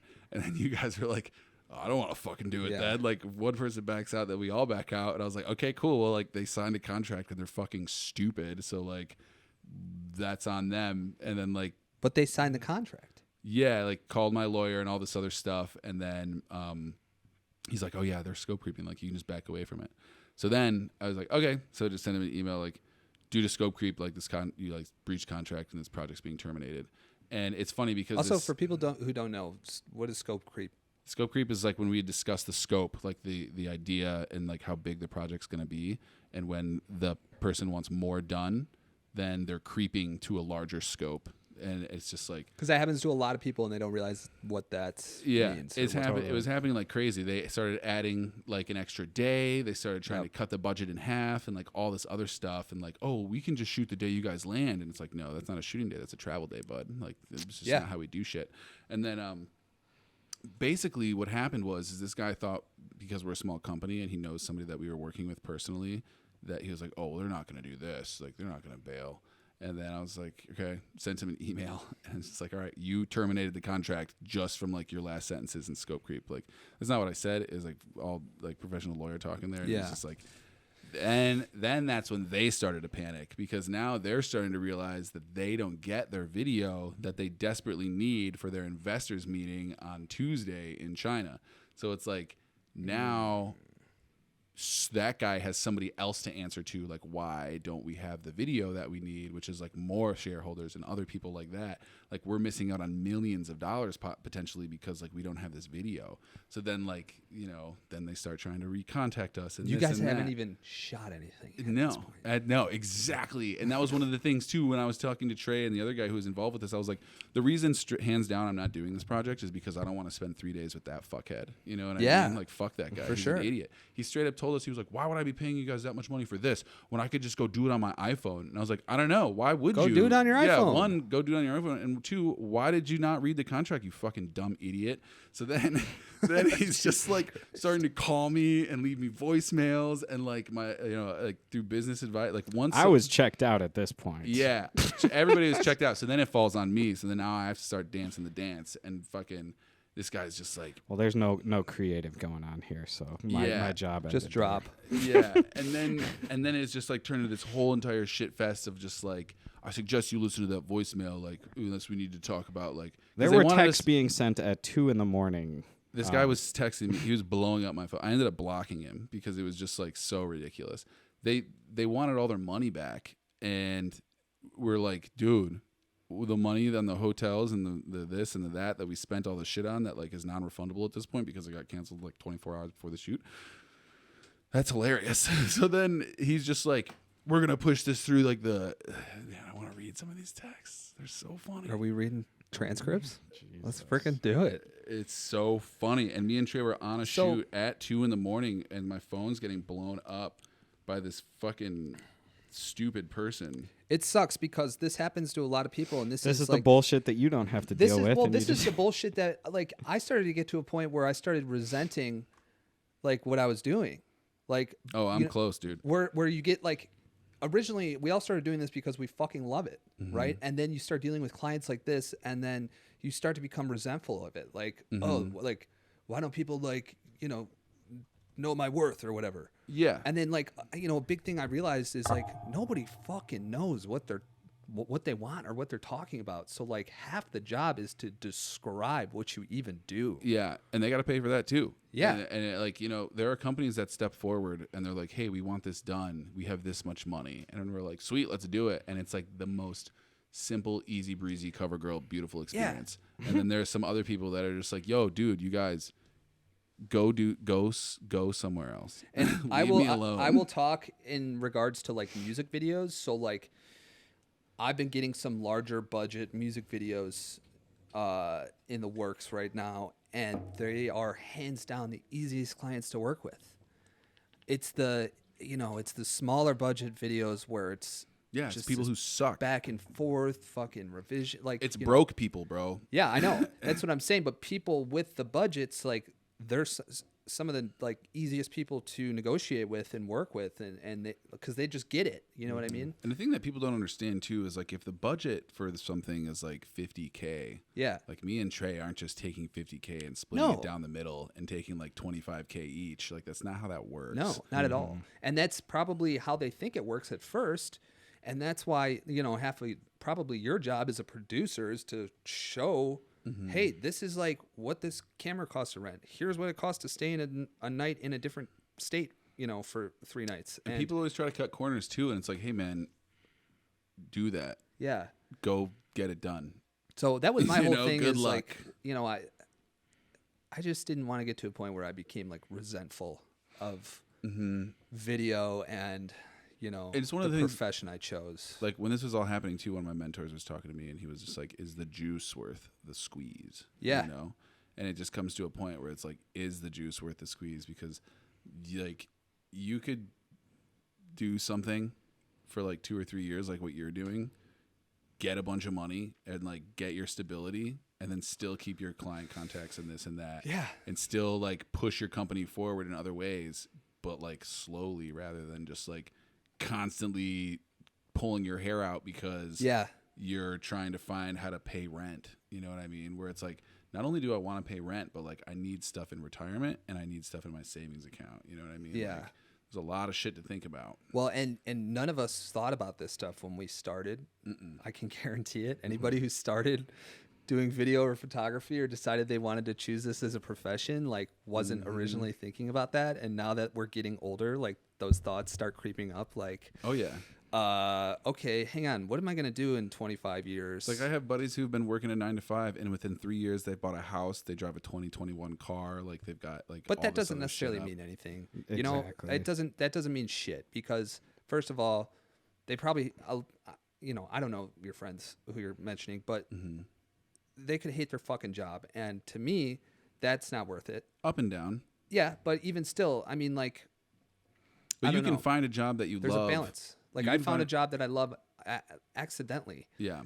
Because of, and this is something I wanted to talk about earlier. It's just because of people, and it all started with WCC. WCC like got me into like the group with you guys and everybody, and then I started working a full-time corporate video job that I absolutely fucking hated.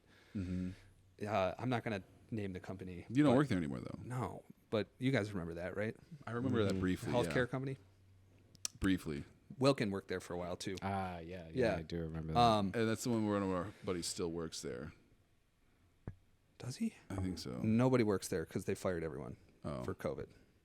You're thinking of the other one. The other one. Yeah, I know what you're talking about. Yeah. This is like a healthcare company for like kids with autism. Oh, yes. I do remember this. Yeah.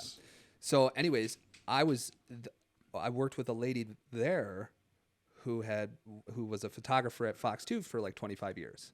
And so she got me in the door there, and it's just all just like kind of pieced together. And it's like, now I'm at Fox 2 and I'm meeting so many different people, like just out in the field every day on these different stories they're sending me to. And I just have so many different like contacts now. It's like, what's next? It's like, now I'm like just thinking like, okay, I don't know what do I really want to do now? Like, I have more, I don't really know what I'm trying to say here, but basically like now I'm starting to think about like, you feel more stable and content and whole rather than searching. I told you guys about my 10-year goal earlier. Mm-hmm. What was my 10-year goal 10 years ago was to make a living off of doing something with a camera. Mm-hmm. And right now I'm figuring out what my next 10-year goal is. Okay. Kind of hone it down. Mm-hmm. It's still going to be camera related, but now I have, I have a friend who shoots, travels with the F1 circuit, like across the world and shoots F1 stuff. That's dope. It's like, there's just so many different random shit you can do. So if you could combine a hobby and video and photography, like that's where when worlds collide like that. I'm trying to get to that motocross. Yeah, media, like it'd be like for you shooting motocross, like Mike. Did you get me into Mike Visor? You know Mike Visor, the guy who shoots all the motocross stuff and it's on Instagram. I don't know if I got you into him, but I know somebody got me into him. Yeah, but I'm constantly following all those big dogs and just like interacting with their stuff and. In that small hope, I mean, it's all who you know and stuff. And but I sometimes feel we have a disadvantage being here in Michigan, but again, it is all who you know. Anywhere else is oversaturated. That's very true. Right? But it's like there's not much talent. I mean, there is talent coming out of Michigan, but like a bunch. A lot of the talent moves to places where it's cheaper. Like, I don't know, just being able to work for like a Fox or a Thor. Like, like not Fox News, but Fox Gear or like Thor or like Alpine, exactly. Whatever, or like Shane Law, Discraft. Yeah, that sort of thing. Yeah, he's got his sweet spot. Actually, that's a perfect example. That's some sort of company exactly. You know like what I mean? Discraft, You're doing video for a company that like you love or a hobby you love or something. You're gonna do it regardless. You might as well get paid to do it. Fuck yeah! Can we swear on here? Yes, we've been doing it like crazy. Been swearing a lot. Yeah, that's okay. We swear all the time. I'm so sorry. But another thing I wanted to clear up is I work for local news. I don't work for national news who are trying to push. Oh, dude, you're not boys with Tucker. No, man. People. That's the thing is like out on the street sometimes like and back to the whole like You'll Black wear Lives a Fox Matter badge and they'll be like, "Fuck you, fuck you." Tell Tucker Carlson I said suck my dick. And I'm like, dude, we're doing stories about like 3-year-olds who accidentally like fell in the lake or something down the street, like grandma's 90th birthday party. Like we're not out here like pushing agendas like a lot of people. How does that work? As far as what? Like that branch down, like the trickle down of like we're not doing anything politically. Well, we do. I mean, it's not that we don't cover political stuff. It's just that when you national news, Oh yeah, it's local versus national. Yeah, local versus national. So if you want more of the political national, right wing, left wing, you go to CNN or National Fox or I can't think of the other ones, and they're the ones who are like, MSNBC and all that. Fuck everyone who doesn't put a mask on, or fuck everyone who wears a mask. They're the national news are kind of the clashers, if you will. Mm-hmm. And then I'm just out here shooting stories at Comic-Con and stuff. And, like every once in a while I'll be rolling down the street and like you just said, like fuck Fox News. And I'm like, well, I get it, but it's not there's a difference between local and national. I've said it before and I'll say it again. We're at a time right now where the world thinks they're the most educated when actually we're like the most uneducated. Yeah. And the loudest. Well, it's the loud 2%, right? Mm-hmm. I mean, everybody's got a lot to say, but and it's all like an echo chamber. Well, everyone has side. a platform to say it now. Yeah, too. and that's the thing. And the problem with the platforms is, you're only relaying this message to other people who have the same opinions as you. Yeah, and it really does turn into an echo chamber. Mm-hmm. Especially that's. It's if they'll ask you like one thing that you're interested in, and then they'll think because like you're on this way or this way on a certain topic, they can check all the other boxes. Yeah, and it's like that's where the two-party system just fails. They touch on it in the Abercrombie and Fitch documentary I just watched of just like the issue. I'm not going to spoil it for you guys, but the issue that was on hand with Abercrombie and Fitch, like too many was such a well, yeah. I mean the whole thing with their race or like profiling who they hire and stuff, was such an ongoing issue, but it didn't really gain traction until they're not gain traction, but like I feel like shed the light on the issue once like social media and stuff kind of became more of a thing, because it is such that platform for people to voice besides just like protesting or doing. Yeah, for sure. I think the problem is just when you're only communicating with people who have the exact same views as you. Yeah. And that's where the algorithm comes in. Yeah, and that's an issue, right? Because that closes people down to outside opinions and stuff. We're talking very broadly right now, just about. It's okay. I mean, that's what Nadeem was talking about on his podcast as we got a little deeper with him. It's just like the polar opposites, and it doesn't do anything. Because it's like everybody talks about censorship or this or that. Yeah. And like, I don't want to hear what you have to say. You know what I mean? They're closed down. Both sides do that. Both sides do that. And what you're doing is you're just having the exact same behavior exhibited. So it just doesn't make any sense. And it's stupid, too, because, it's like. Because those sides are clinking glasses across this table from each other in politics and like giving each other money and like shaking hands. Like they don't care. They're rich. Yeah, exactly. And I don't even want to get too much into this because I don't know what I'm talking about. I just know. You said we wouldn't get political, guys. But, yeah, it's like, I don't know. I know there's a lot of pissed off people with Elon Musk buying Twitter, and there's a lot of what about the people that are in favor for it, because his whole thing is, I mean, dude, I saw it first-handedly. Like, people were getting banned from Twitter for some just absurd shit. And meanwhile, there's fucking like actual porn on Twitter. Mm-hmm. Like, is Twitter not supposed to have porn? No, I think they just don't care about porn. Like, you can have porn on Twitter. Yeah. Like porn. And they're shadow banning and just like I'm shadow banned on Instagram and I didn't even do anything. Why? Because during what'd you say? I didn't say anything. I reshared something that Ice Cube shared, and it was a picture of a black man. It was like all photoshopped, like pulling a noose, like a rope, like leaning back and pulling it, and then the rope was going up, had a KKK member hanging from it. Oh, okay. Well. And no, but it didn't flag it for hate speech, which I originally thought it did. It flagged it for like encouraging suicide. Oh. And I was like, what? Who's making those decisions, though? Is it people or a bot? It's a bot, for sure. But there's got to be a team of people who are filtering through some stuff. There was a bunch of Snapchat lawsuits that happened for people who like had to get therapy and have like lifelong PTSD. I heard, as like censorship people who would go through on Snapchat and like have to look at stuff. Just and watch people being executed, like snuff films and stuff. Yeah. Just like seeing the worst possible things you can possibly see. Yeah. I don't know, man. We're in a weird time right now. Like the last 2 years, I feel like, is more stuff that's happened in the last 2 years than like. Well, it's like, don't forget Trump was 4 years. So 4, 5, 6. Yeah. I mean, just like, even just, I don't know. It's fucking wild. It feels like a movie, honestly. It feels really like does, yeah. It feels like the Truman Show to an extent. Like everyone, Idiocracy. Someone's just gonna come out and say like, "Cut." All right, everyone. Great job. All Let's right, run that job. again. We live Putin, you can come out in a now. Everything's simulation. good. This is a joke.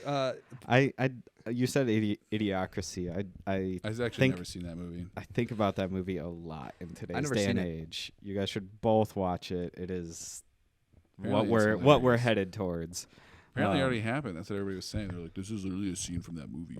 I know nothing about this. It's horribly terrifying, but horribly hilarious at the same time.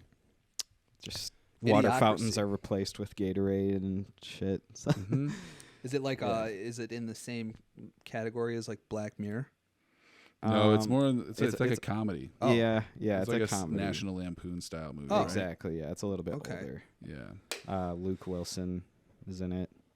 He's the main character. Kind of like one of those Office Space funnies. I'm gonna go on a weird pivot here. Have you guys seen that show? Is It Cake?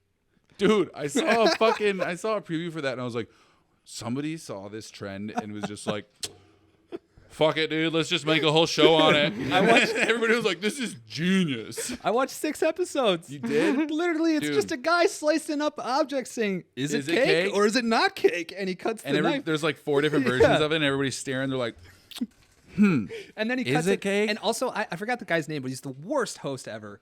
Is it close? Like, can you not tell?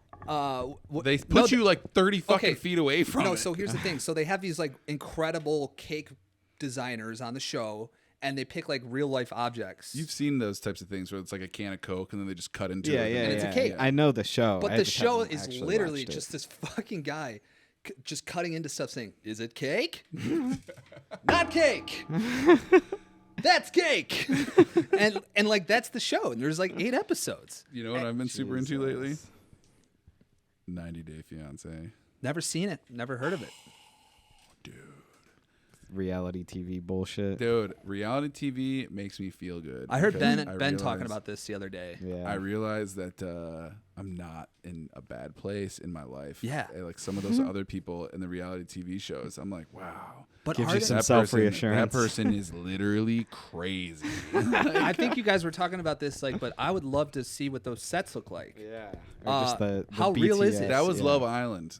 Love Island. Love Island's not as fun to watch as 90 Day Fiance. You saw Big Ed, the guy who's got like the shoulders fused to his neck bones, and he's like this with the Filipino girl, and he's like, "Hi, I'm Ed. I can't wait to fall in love." And I don't think so. It's just like, I met this girl from the Philippines. I'm 46. She's 23. I've already spent $10,000 in gifts that I've sent over to her. We've known each other for 3 months, but I think she's the one. We're in love. There's this one guy who said he's been dating this girl for 9 years from some, like, it was like Russia or Ukraine. Honestly, it was like honestly one of those countries. And he's like, I've spent over $100,000. He's like some 45-year-old like tech wizard, patent like billionaire, millionaire that just, and his parents are like, stop doing this. And he's just like, I do what I want with my money because I'm 45. We're gonna go chat online for like 6 hours, and it's like by the minute charged. Has he never met her in real life? No, none of these people have. Holy shit. And then 90 Day Fiance is like, they go out and they find these stories of victims like this, and then they say victims. Like, dude, they're totally victims. It's like, wait, which one? The people who are sending money overseas. Big Ed, you know who this guy is. You've seen. Oh memes. yeah, that guy. Mm-hmm. They go out and they find these people, and they're like, so wait, tell us about your relationship. And this is how I know it works, because I just know how like show business works. Like, you know, they set up a pre-interview and they're like, tell us about your relationship. I'm like, oh yeah, this and that and this and that. And they're like, if it sounds like a scam, we're filming it. Like, all right, sick. Tell us everything about it. Like, we're gonna get your family's take on this whole entire thing. like catfish kind of. Yeah, and then the family's just like, this is fucking stupid. Like, he's mentally ill. And then they'll just be like, okay, well, let's fly you over there. And then they'll just fucking.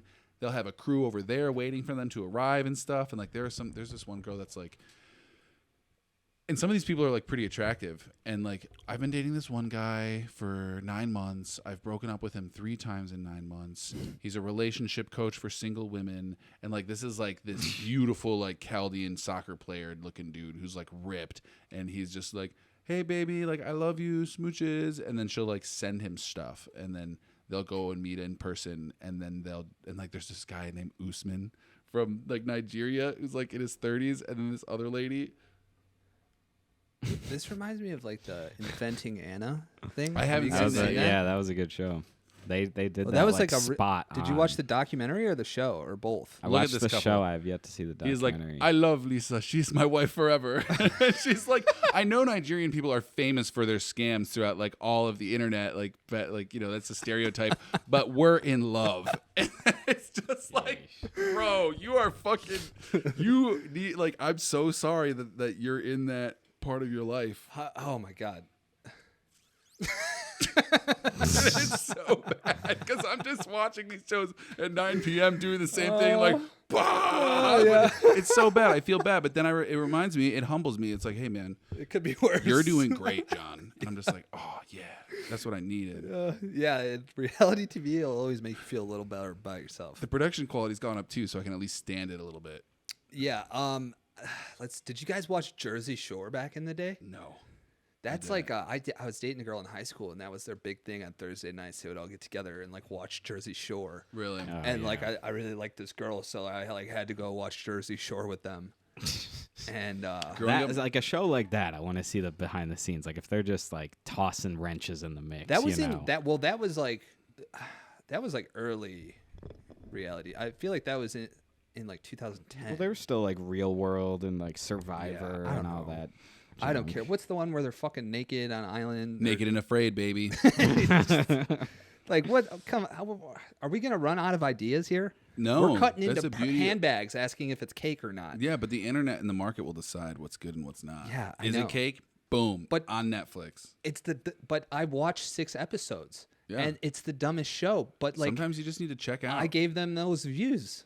Yeah, I want to see the views on. Like I wish Netflix showed the views on. Yeah, they don't their share stuff. shit. They don't share anything. Well, Netflix isn't about to have shit after what they're doing right now. What do you mean? What are they doing? I've not heard. Tell us Really? the secrets. You guys don't know? I What don't think Netflix so. did? Oh, don't they scour I know they Reddit. raised their prices. Well, now they're making it so anytime you have a password share from like a Oh, different yeah. house, Oh yeah, yeah. it's like $2.99 per shared household, on top of raising the prices, on top of canceling like half their TV shows, and then something else happened where I was just like, oh, they're adding commercials. They're probably So- signing Oh, deals. Those are huge things. They're probably signing deals with other streaming services to No. like level the playing Their field. so that CEO there's- bought a yacht and needs to pay some investors back, ran the numbers, and is like, oh shit, how are we going to make this money back by the next quarter? Every other streaming service does have ads, though, right? Yeah. Like everything. Unless you you can pay, pay Unless you extra. pay for the Premium extra, one. but Yeah. the base model always has ads. I think Netflix went in on things like Stranger Things and other like really high quality TV shows, and maybe have spent a little bit too much money. And Well, yeah, because inflation their and whole everything like premise that. was like in the red. Like they were just spend. Yeah. spend. And like, then in the now they beginning realize they days. just need a little bit of money back. Because the CEOs, remember this, guys, CEOs never take pay cuts. The No. consumer just has to pay extra, and the workers get paid less. For sure. Yeah, I mean that's the moral of the world right now, right? With In fact, just everything. CEOs get raises like every year. Yeah. By millions of dollars. But yeah, Netflix. I mean, they're kind of the OGs, though, right? Yeah, like with streaming services, I think so too. Because remember when Netflix even first came out with streaming and stuff like that? Did you had guys ever internet get providers. Netflix in the mail? I No. did, yeah. I did too. Yeah. My ex-girlfriend in high school had that, and I remember the first time she ever showed that to me, I was just like, that's stupid. How does I was like, I want it now. She's like, but if we get it, we can watch it this weekend. I was like, we could just go to fucking Blockbuster and get it. Blockbuster? Yeah, like that that's shit was right. cool. Like go buy some candy, go walk around, see all the other movies and stuff. Yeah, that was a weird time. Like, how did they market that? Like, get it 3 days later when you could just go to a video store. It was a rich person status thing to just be like, I Yeah. have Netflix. Have you guys ever heard of Netflix? I don't have to leave my house. Yeah. For a movie. I think ahead. Yeah. I don't know. Yeah, there's a lot of weird shit out there right now that I just haven't checked out yet. I've just been, like I said, I kind of get hyper focused on certain things. So right now I'm Elon. I'm playing with motorcycles and I'm playing Gran Turismo 7 online. Ooh. Nice. Getting absolutely. Do you have a smoked. PS5 yet? No, I have PS4, but I was thinking about picking up PS5. But I'm a Forza guy. Forza Horizon. Is that's my what they only jam. have that on It's Xbox. only Though Xbox, I know. so I I have an wanted to Xbox. play Forza. I almost bought an Xbox just for Forza, but That's why I bought mine. Gran Trey's stuck Turismo in came the- out, and Gran Turismo is Gran Turismo.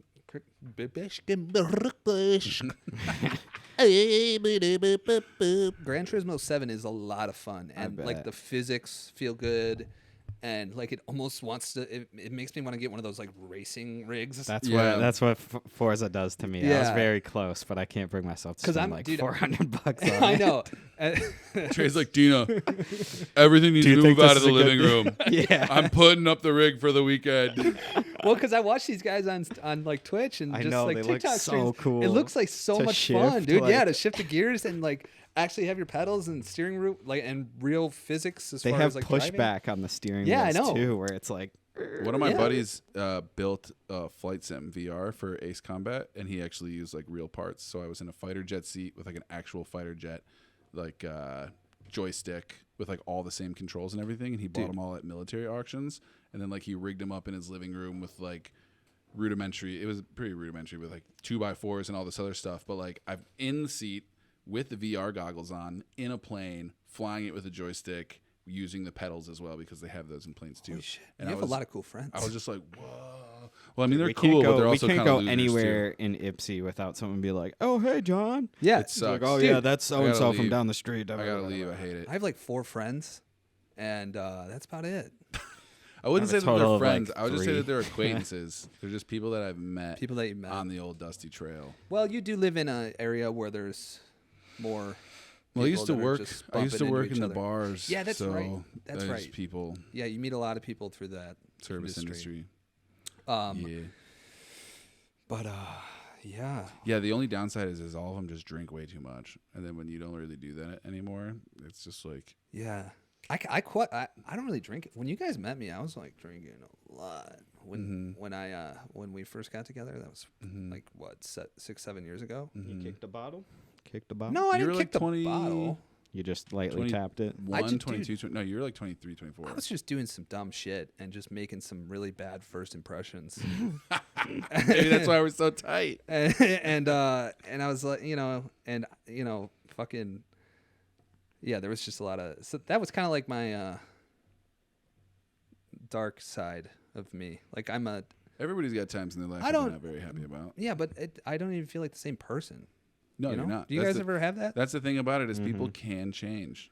Yeah, but like, I'm definitely not the same person I was not even like a year ago, let alone yeah, 5 or 6 you go years through different ago. phases where like you don't even, if you saw the person you were like on the street, like you wouldn't even recognize. And that's one of the shitty things about Well, being in the especially same you with all your hometown. fucking like your mullet and your features and stuff, your chops. I mean, I like John's I've had people, evolved quite a bit. Yeah. I've had in a people- very fast period. I've had people point out to me like, you've had so many different looks throughout your life. I'm like, yeah, it's just however but I the thing feel, is, baby. you can rock them all because you've got the confidence to rock them all, and that's what it boils down to is just confidence. You know, if you've got a mullet with no Yeah. confidence, you're going nowhere. And some people, You gotta ride that mullet to the full extent. But it if was you've like got- when I had the mullet, Wilkins said, I don't know whether to take you seriously or not seriously at all. And I was like, the thing is people who don't know me took me way too serious, and the people who knew me didn't take me serious at all. Like, great example, Theo Vaughn. Yeah. One of my favorite comedians. He's got the mullet, and he just like he just rocks the fuck out of it. He doesn't give a shit.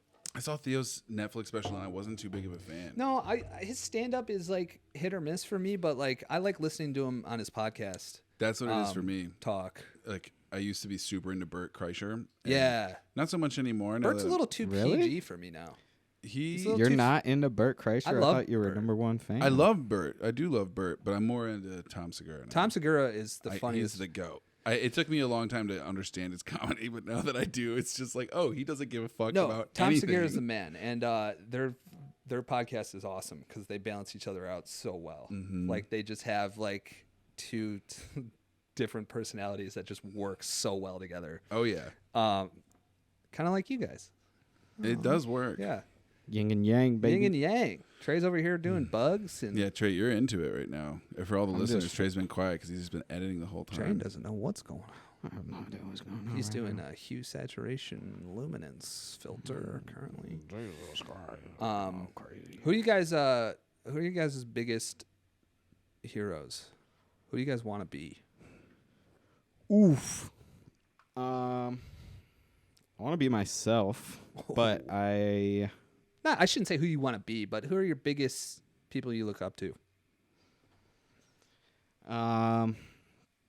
So there's like people I look up to in different worlds, I would say. For instance, I'm blanking on his name here. That's a good question because I don't even know. Yeah, it's That's something probably to think something I about, should huh? start thinking about. I've been thinking about it a lot lately, and I don't really have an answer either. I think it's kind of hard to narrow down to like a specific person, but like different lifestyles and like different personality traits and stuff like that make more sense to me. Yeah, Like that's an easier question. Yeah, like I that's used to be the type of person who would want to be like I remember it was like, yo, I want to get flown on a private jet. Like that was a big deal for me for some reason. Well, I know at every point in anyone's life, there was a point where they wanted to be Peter McKinnon. I actually never had one of those points. No, you didn't go through a Peter McKinnon fanboy. What about you, Trey? I definitely have learned a thing or two off of his antics. I definitely know the hype along with it and his whole thing. But yeah, what he does is cool. I mean, I don't really see myself doing YouTube in that capacity or whatever. Well, because he's got the personality where he's exactly. Yeah, I don't think I'm built out for that. I mean, I could be if I really put my mind to it, but I don't think you're more behind the scenes. Yeah, I mean, I just really want to get into more action sports stuff. I think that's really where like my heart just keeps leading me to, in that whole just being around motorsports and stuff. Yeah, too. Like that's been eating away at me. Let's go shoot some motorsports this summer. I've been trying to. So you guys talk about that. I got a 10-1. I have plans to 10-1 too, but right here. Now I've been wanting to just like I have all the I like know all the motocross tracks, and like this summer I really wanted to just go out and like shoot some shit. I saw some shit you were shooting last summer. I did a piece with my buddy, and that was literally like the first motocross piece that I did, and I was like, why? It was sick, yeah. Like, well, like why did it take that long for me to like get a dirt bike in front of my lens? Yeah, for those worlds to collide. I mean, yeah, like I live, eat, and breathe motocross. Like that's like in my soul and stuff. And so is photography. And like for those two not to meet for so long, I was like, damn, like that needs to cross more. Yeah, dude. Like that was like that's where I belong. I feel like Yeah. I mean, whether it's motocross, whether it's cars on the track and stuff, drag strips, Formula One. I have a buddy who shoots drifting rallies. That and would stuff. be cool too. Yeah. But yeah, I wanna get into that, and I just don't have like an in. Mm-hmm. Really. I mean, like with with like cars and stuff too. Like cars are cool to a certain extent, but like I don't want to like jump into that like JDM fanboy kind of world in that sense. But like I don't know, motocross and like what I see out of like some of the racers and like their edits that they're doing, like Team Fried and stuff is a really cool production company with Jason Anderson. He's the one who puts that on. I'll check that out. They're doing a cool, I mean, like they just do like sweet motocross edits to like rap music and stuff. And for like the motocross scene, I'm that's into kind of like, that's like half of what my TikTok feed is. Yeah. But like before that, I feel like hip hop and like that trap kind of music or like the new age like music really didn't bleed over. It was a lot more like punk and rock songs. So what they're doing is really cool. Like, did you ever go back and watch like the Krusty? Oh, dude, I love all those. I still have like VHS of like Alpine Stars at the beginning, the Krusty tapes, all the Nitro Circus movies before it was like the show. Yeah, the movies. Yeah, I have like 1 through however many they did. Yeah, you'll have to. I'm not great at dirt bike riding. Oh, dude, we're going to the track for sure. We'll go to the track. I won't be able to keep up, but I'll definitely go to the track. Trails. We can go Bundy Hill. Last year I did Bundy a lot. I was going like every other weekend at one point. I've never brought my dirt bike out there. And their track was in really good shape last summer, and it's actually like a pretty nice little track, especially to learn on. And I would go on days when there was nobody really there, like just like a Monday or Tuesday morning or afternoon, and like nobody else is on the track, so you can kind of just like go at your own pace. Mm-hmm. And but then there's also like gnarly hill climbs you can do there and stuff. Yeah. So it's like those get pretty sketchy. I got good at hill climbs. Did you? Because my buddy, Dave, that I ride with, he pushes me, but like he pushes me just enough to where like he knows I'm not gonna die. But I would never do this stuff on my own. He's like, dude, you can do that. No problem. I'm like, no, I'm not doing that. And then he'll do it, and I'm like, okay. And I'll sit there and think about it for a few seconds. Come on. Yeah, and he's like, dude, that's like, you can do that. Those mental feats though are like what I live for on a dirt bike. I love it. It's like same thing with like jumping the triple or like that big tabletop or whatever. Yeah, I don't know, dude. I blew my kidney out mountain biking, so I'm gonna stay away from the dirt bike. Yeah, that's I went mountain biking like last fall, and I felt like it was scarier than dirt biking. To be honest, scary as shit, bro. It was way scarier. Super intense. You Because got your all that tires are suspension. sliding everywhere. Yeah. You don't have the suspension. You don't have like. You don't have the ability just to go. Yeah, you can't like thrust get out yourself of something. out of a situation. Like, No. But in the same sense, I think motocross is, Super like if not, like if not, well, no. If not just as, maybe even a little bit more physically demanding than mountain biking. oh, dude, after like if I hit a motocross track after 2 laps, you're I'm toast. gassed. Toast. Yeah. Absolutely It's gassed. like I know that because I've And I'm also like last summer I was not in as good of shape as I am now. I'm down like 30 or 40 pounds since then. There you dude, go. nice. So I'm ready to like I'm literally like trying to get in shape so I can keep up with my buddies. Fuck yeah. Yeah, I've been going to the gym too, trying to get that Yeah.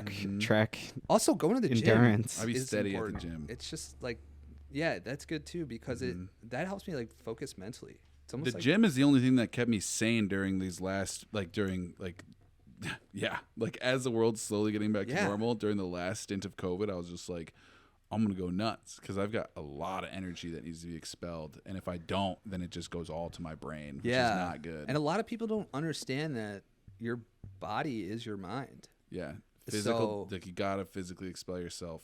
Like if I get anxious, it's because I have the energy to get anxious. Yeah, exactly. Like I gotta fucking. You need to get that energy Get out. it out. And most of the time when you're anxious like that, you don't feel like you have the energy. You feel like sitting on the couch and like just like not doing anything. But like you have to like push yourself to get outside and like go for a run or go do something physically demanding. And then afterwards you get that like high where you're just like, okay, Endorphins, I natural endorphins. I can think clearly now. It's the shit. Yeah, it's fucking awesome. And also like you've been on the Chef John. You've been like John. cooking up some. Oh yeah, I cook a lot. You be eating. I love cooking. Yeah. I be eating. But that's super important too, is like Food. what you're putting into your body because It blows my mind some of the shit that people eat on a regular basis. I know. I'm just like, what? well, in our industry too, it's so common that people just don't give a fuck. Like catering. Oh, yeah. And just, whatever. And 12, 14-hour days, it's like, My buddies, I wanted to meet up with them last night to go over some D&D stuff. And then they were just like, yo, we're about to go to Aubrey's though because they got the half off the calzones. I was like, didn't you guys just go out yesterday? And they were like, yeah. And I was like, I don't understand how you guys can eat all that nasty shit and afford it at the same time. Like, you guys need to learn how to cook. And then both of them just got completely silent because it was on speakerphone. oh, you're on the phone. No, they were on speakerphone, and both of them just got completely silent. And then, like, after like 4 or 5 seconds of complete silence, they were just like, whoa, where the fuck? Like, fuck you, All right, like, see ya, man. What does that have to do with anything, Yeah. John? Are you coming or not? And I was like, all right, just let you know. They're like, we fucking know that. Shut the fuck up. Yeah, it sucks. Because if I went and ate a big calzone like that, I feel like shit for the rest of the day. Oh yeah. And you don't realize it until you start eating Stop. clean. Yeah, until you stop. And then doing it. when you start eating clean and then you go back and eat like shit, you're like, whoa, this is how I always felt before. Yeah, and it's like one of the things too. Same with drinking for me because like, I barely drink at all anymore. Yeah, me and too. then like if I go like a week or two without drinking, and then I go out and I have like a thing that used to be like a big IPA in like a nice cold glass, like a big Stein, like that was something that I'd be like, yes, delicious. Yeah. But like I'll get through half of one of those now, and I'll just be like, I'm all sweaty now. I feel like shit. You know what I mean? For me, it's like, the next day, the anxiety the next day. Even if Hangxiety. I didn't, anxiety, yeah. Even if I didn't drink a ton, it's just like I didn't used to get that before. When I was in my heyday drinking, I would like drink do whatever every you want. night. Yeah. I would, there's times where I would drink a fucking fifth of vodka, and I would like go to work the next day, and everything's cool. Feel a little hungover, but everything's fine. But Party time, baby. now it's like, man, I have like, there a couple weekends ago, I had like 2 or 3 two-hearteds. Yeah, and you just wake up and your whole day is thrown off, and sometimes it lasts even to the next day. Yeah, and I used to just put those down like Exactly. I used to drink 12 two-hearteds. Yeah, exactly. I mean, that sounds horrible. It would be but- like, meet up with the boys, start off with a couple Miller Lights at the crib, Yeah. go to the bar, get a vodka Red Bull, and then Yeah. it's like next thing you know, by the time you get to the bar, I'm like 5 drinks in already. And Yeah. it's just like, I don't understand how I can even do that. Because now it's the same thing where like, if I feel anything from alcohol, like because I'm drinking it, as soon as I start to feel anything, I already know that the next day I'm going to feel like shit. It's fucked. Yeah, it's done. And I don't know. Sometimes I can kind of get rid of it if I like go fight my body and like go work out or go for a run in the morning when I'm hungover. Yeah. But sometimes it just completely backfires on me where I feel even worse after How I old are work you out. now? 28. Yeah, see me too. 28. We're just getting older. But that's not old. No, it's not. But we both have mutual friends who are twice our age. Those are different. Those people are superhumans, and that's why one of them looked at me when we were out to eat, and he was sitting next to me, and he was just like, "You're a ridiculous person." I was looking at him, and I was like, look at the fucking person who's saying I'm a ridiculous. I know who you're talking about. Yeah, I was like, I'm not a ridiculous person. You're a ridiculous person. Like, what the fuck are you talking about? Oh man, shout out to Matt though. Yeah, right. But it's to me, it's the same thing where it's like I can't do that shit anymore. And everybody I know that's my age right now is going through the exact same thing, and we talk about it. And like, yeah, fuck that. I don't want to go to the bar. That sounds. See, I don't know. Everyone my age is either doing that or just continuing on drinking, and I just like don't want to be around it. I don't want to be around it, and it sucks because I'm like kind of losing friends over it. That's good. I don't want to like go out to eat and drink all the time anymore. I'd rather just like work on my dirt bike. There are a bunch of people who don't hit me up anymore because they know that's exactly like I'm just like, do you guys want to do something that's not bar related? Yeah. Like let's fucking play Dungeons and Dragons. Like every Friday, me and my friends play Dungeons and Dragons, and I have some friends from other groups that are like, it's Friday. Why are you staying in and playing Dungeons and Dragons? And it's like, because what are you guys gonna do? Like, didn't we already do what you're about to go do? Like 100 times. What I always say, I've seen that episode before. Yeah, I've been there before. It's what like, else do you guys do outside of like video, just hobby wise for fun? Bike and gym. Oh yeah, that's right. You're a big mountain biker. And just like road biking. I actually haven't hit the trails once yet, but I've already tried to get you to go yesterday. A little muddy sesh. Yeah, but I hit 20 miles on Sunday. Yeah, a little bit. I try and stay healthy. Yeah. I'm trying to just get on my dirt bike as much as I can. Dude, that'll keep you nice and jacked if you're riding. Trying to get a house with a garage so I can actually have my dirt bike on hand with me all the time. Because I'm still up in Ipsy and I can't be just wheeling it up to the apartment or something. Adam said you could keep his in there. I can keep the 110, but I mean, like, I'm not going to keep my full race bike. That is the nice thing about having a garage is I have 2 motorcycles in there, and I can convert it into a photography studio if I want, and I don't have to worry about making noise most of the time. And it's just like it just opens up so many other doors. But I feel like you kind of have to have a garage for dirt bikes, right? So where do you keep your dirt bike? My dad has them at his place, and he's all the way out in like downriver area. Yeah, so, a little bit of a trip, but yeah. So like for me, video for the longest time, video like was my job, and photography was my hobby. And I think you guys are kind of the same way, where it's just like, okay, I need to find something else that's not. I barely even touch the camera anymore now. Yeah. And like, you're a producer. Yeah, so like I stopped touching the camera a long time ago, and live events have been such a like nothing, like they haven't been there for such a long time that like I'll shoot, but it's only live events. Yeah. And it's still like it's like my footage is great, and I love it, and I can do exactly what I need to get done, but yeah, that's just something that I kind of got pigeonholed into, which I'm not mad about. Yeah. But that's where like the whole Camera.Cowboy thing comes into play, where it's like I like photos, but you won't see me posting shit about graduation photos during graduation season comes around. No. What's the goal with Camera.Cowboy? I really just want to sell my prints. Like, oh yeah, talk about that because you just put out. I just dropped the website. Yeah, the website's actually not where I want it to be. It was the format that I really wanted to at first.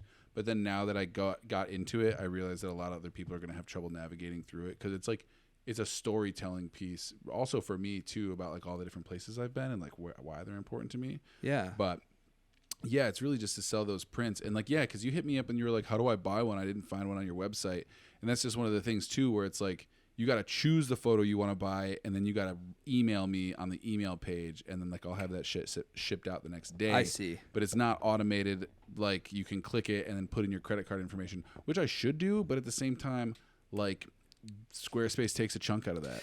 I feel like, to be honest, like if someone's not willing to just send me a fucking email about what photo they want, then fuck them. I don't want to give them my photo. Yeah, just Big Cartel is a good. I went through Big Cartel for a while, but I started to get overwhelmed because it's like I don't want anybody to charge me anything. How many options am I going to offer? And then I have to outsource for all those different options like canvas or like wood or just prints and stuff like that. So. Recently, I've been just selling digital files on Etsy. Oh, yeah. Oh, I know people who do that. And that's cool. I mean, Is that working? Yeah.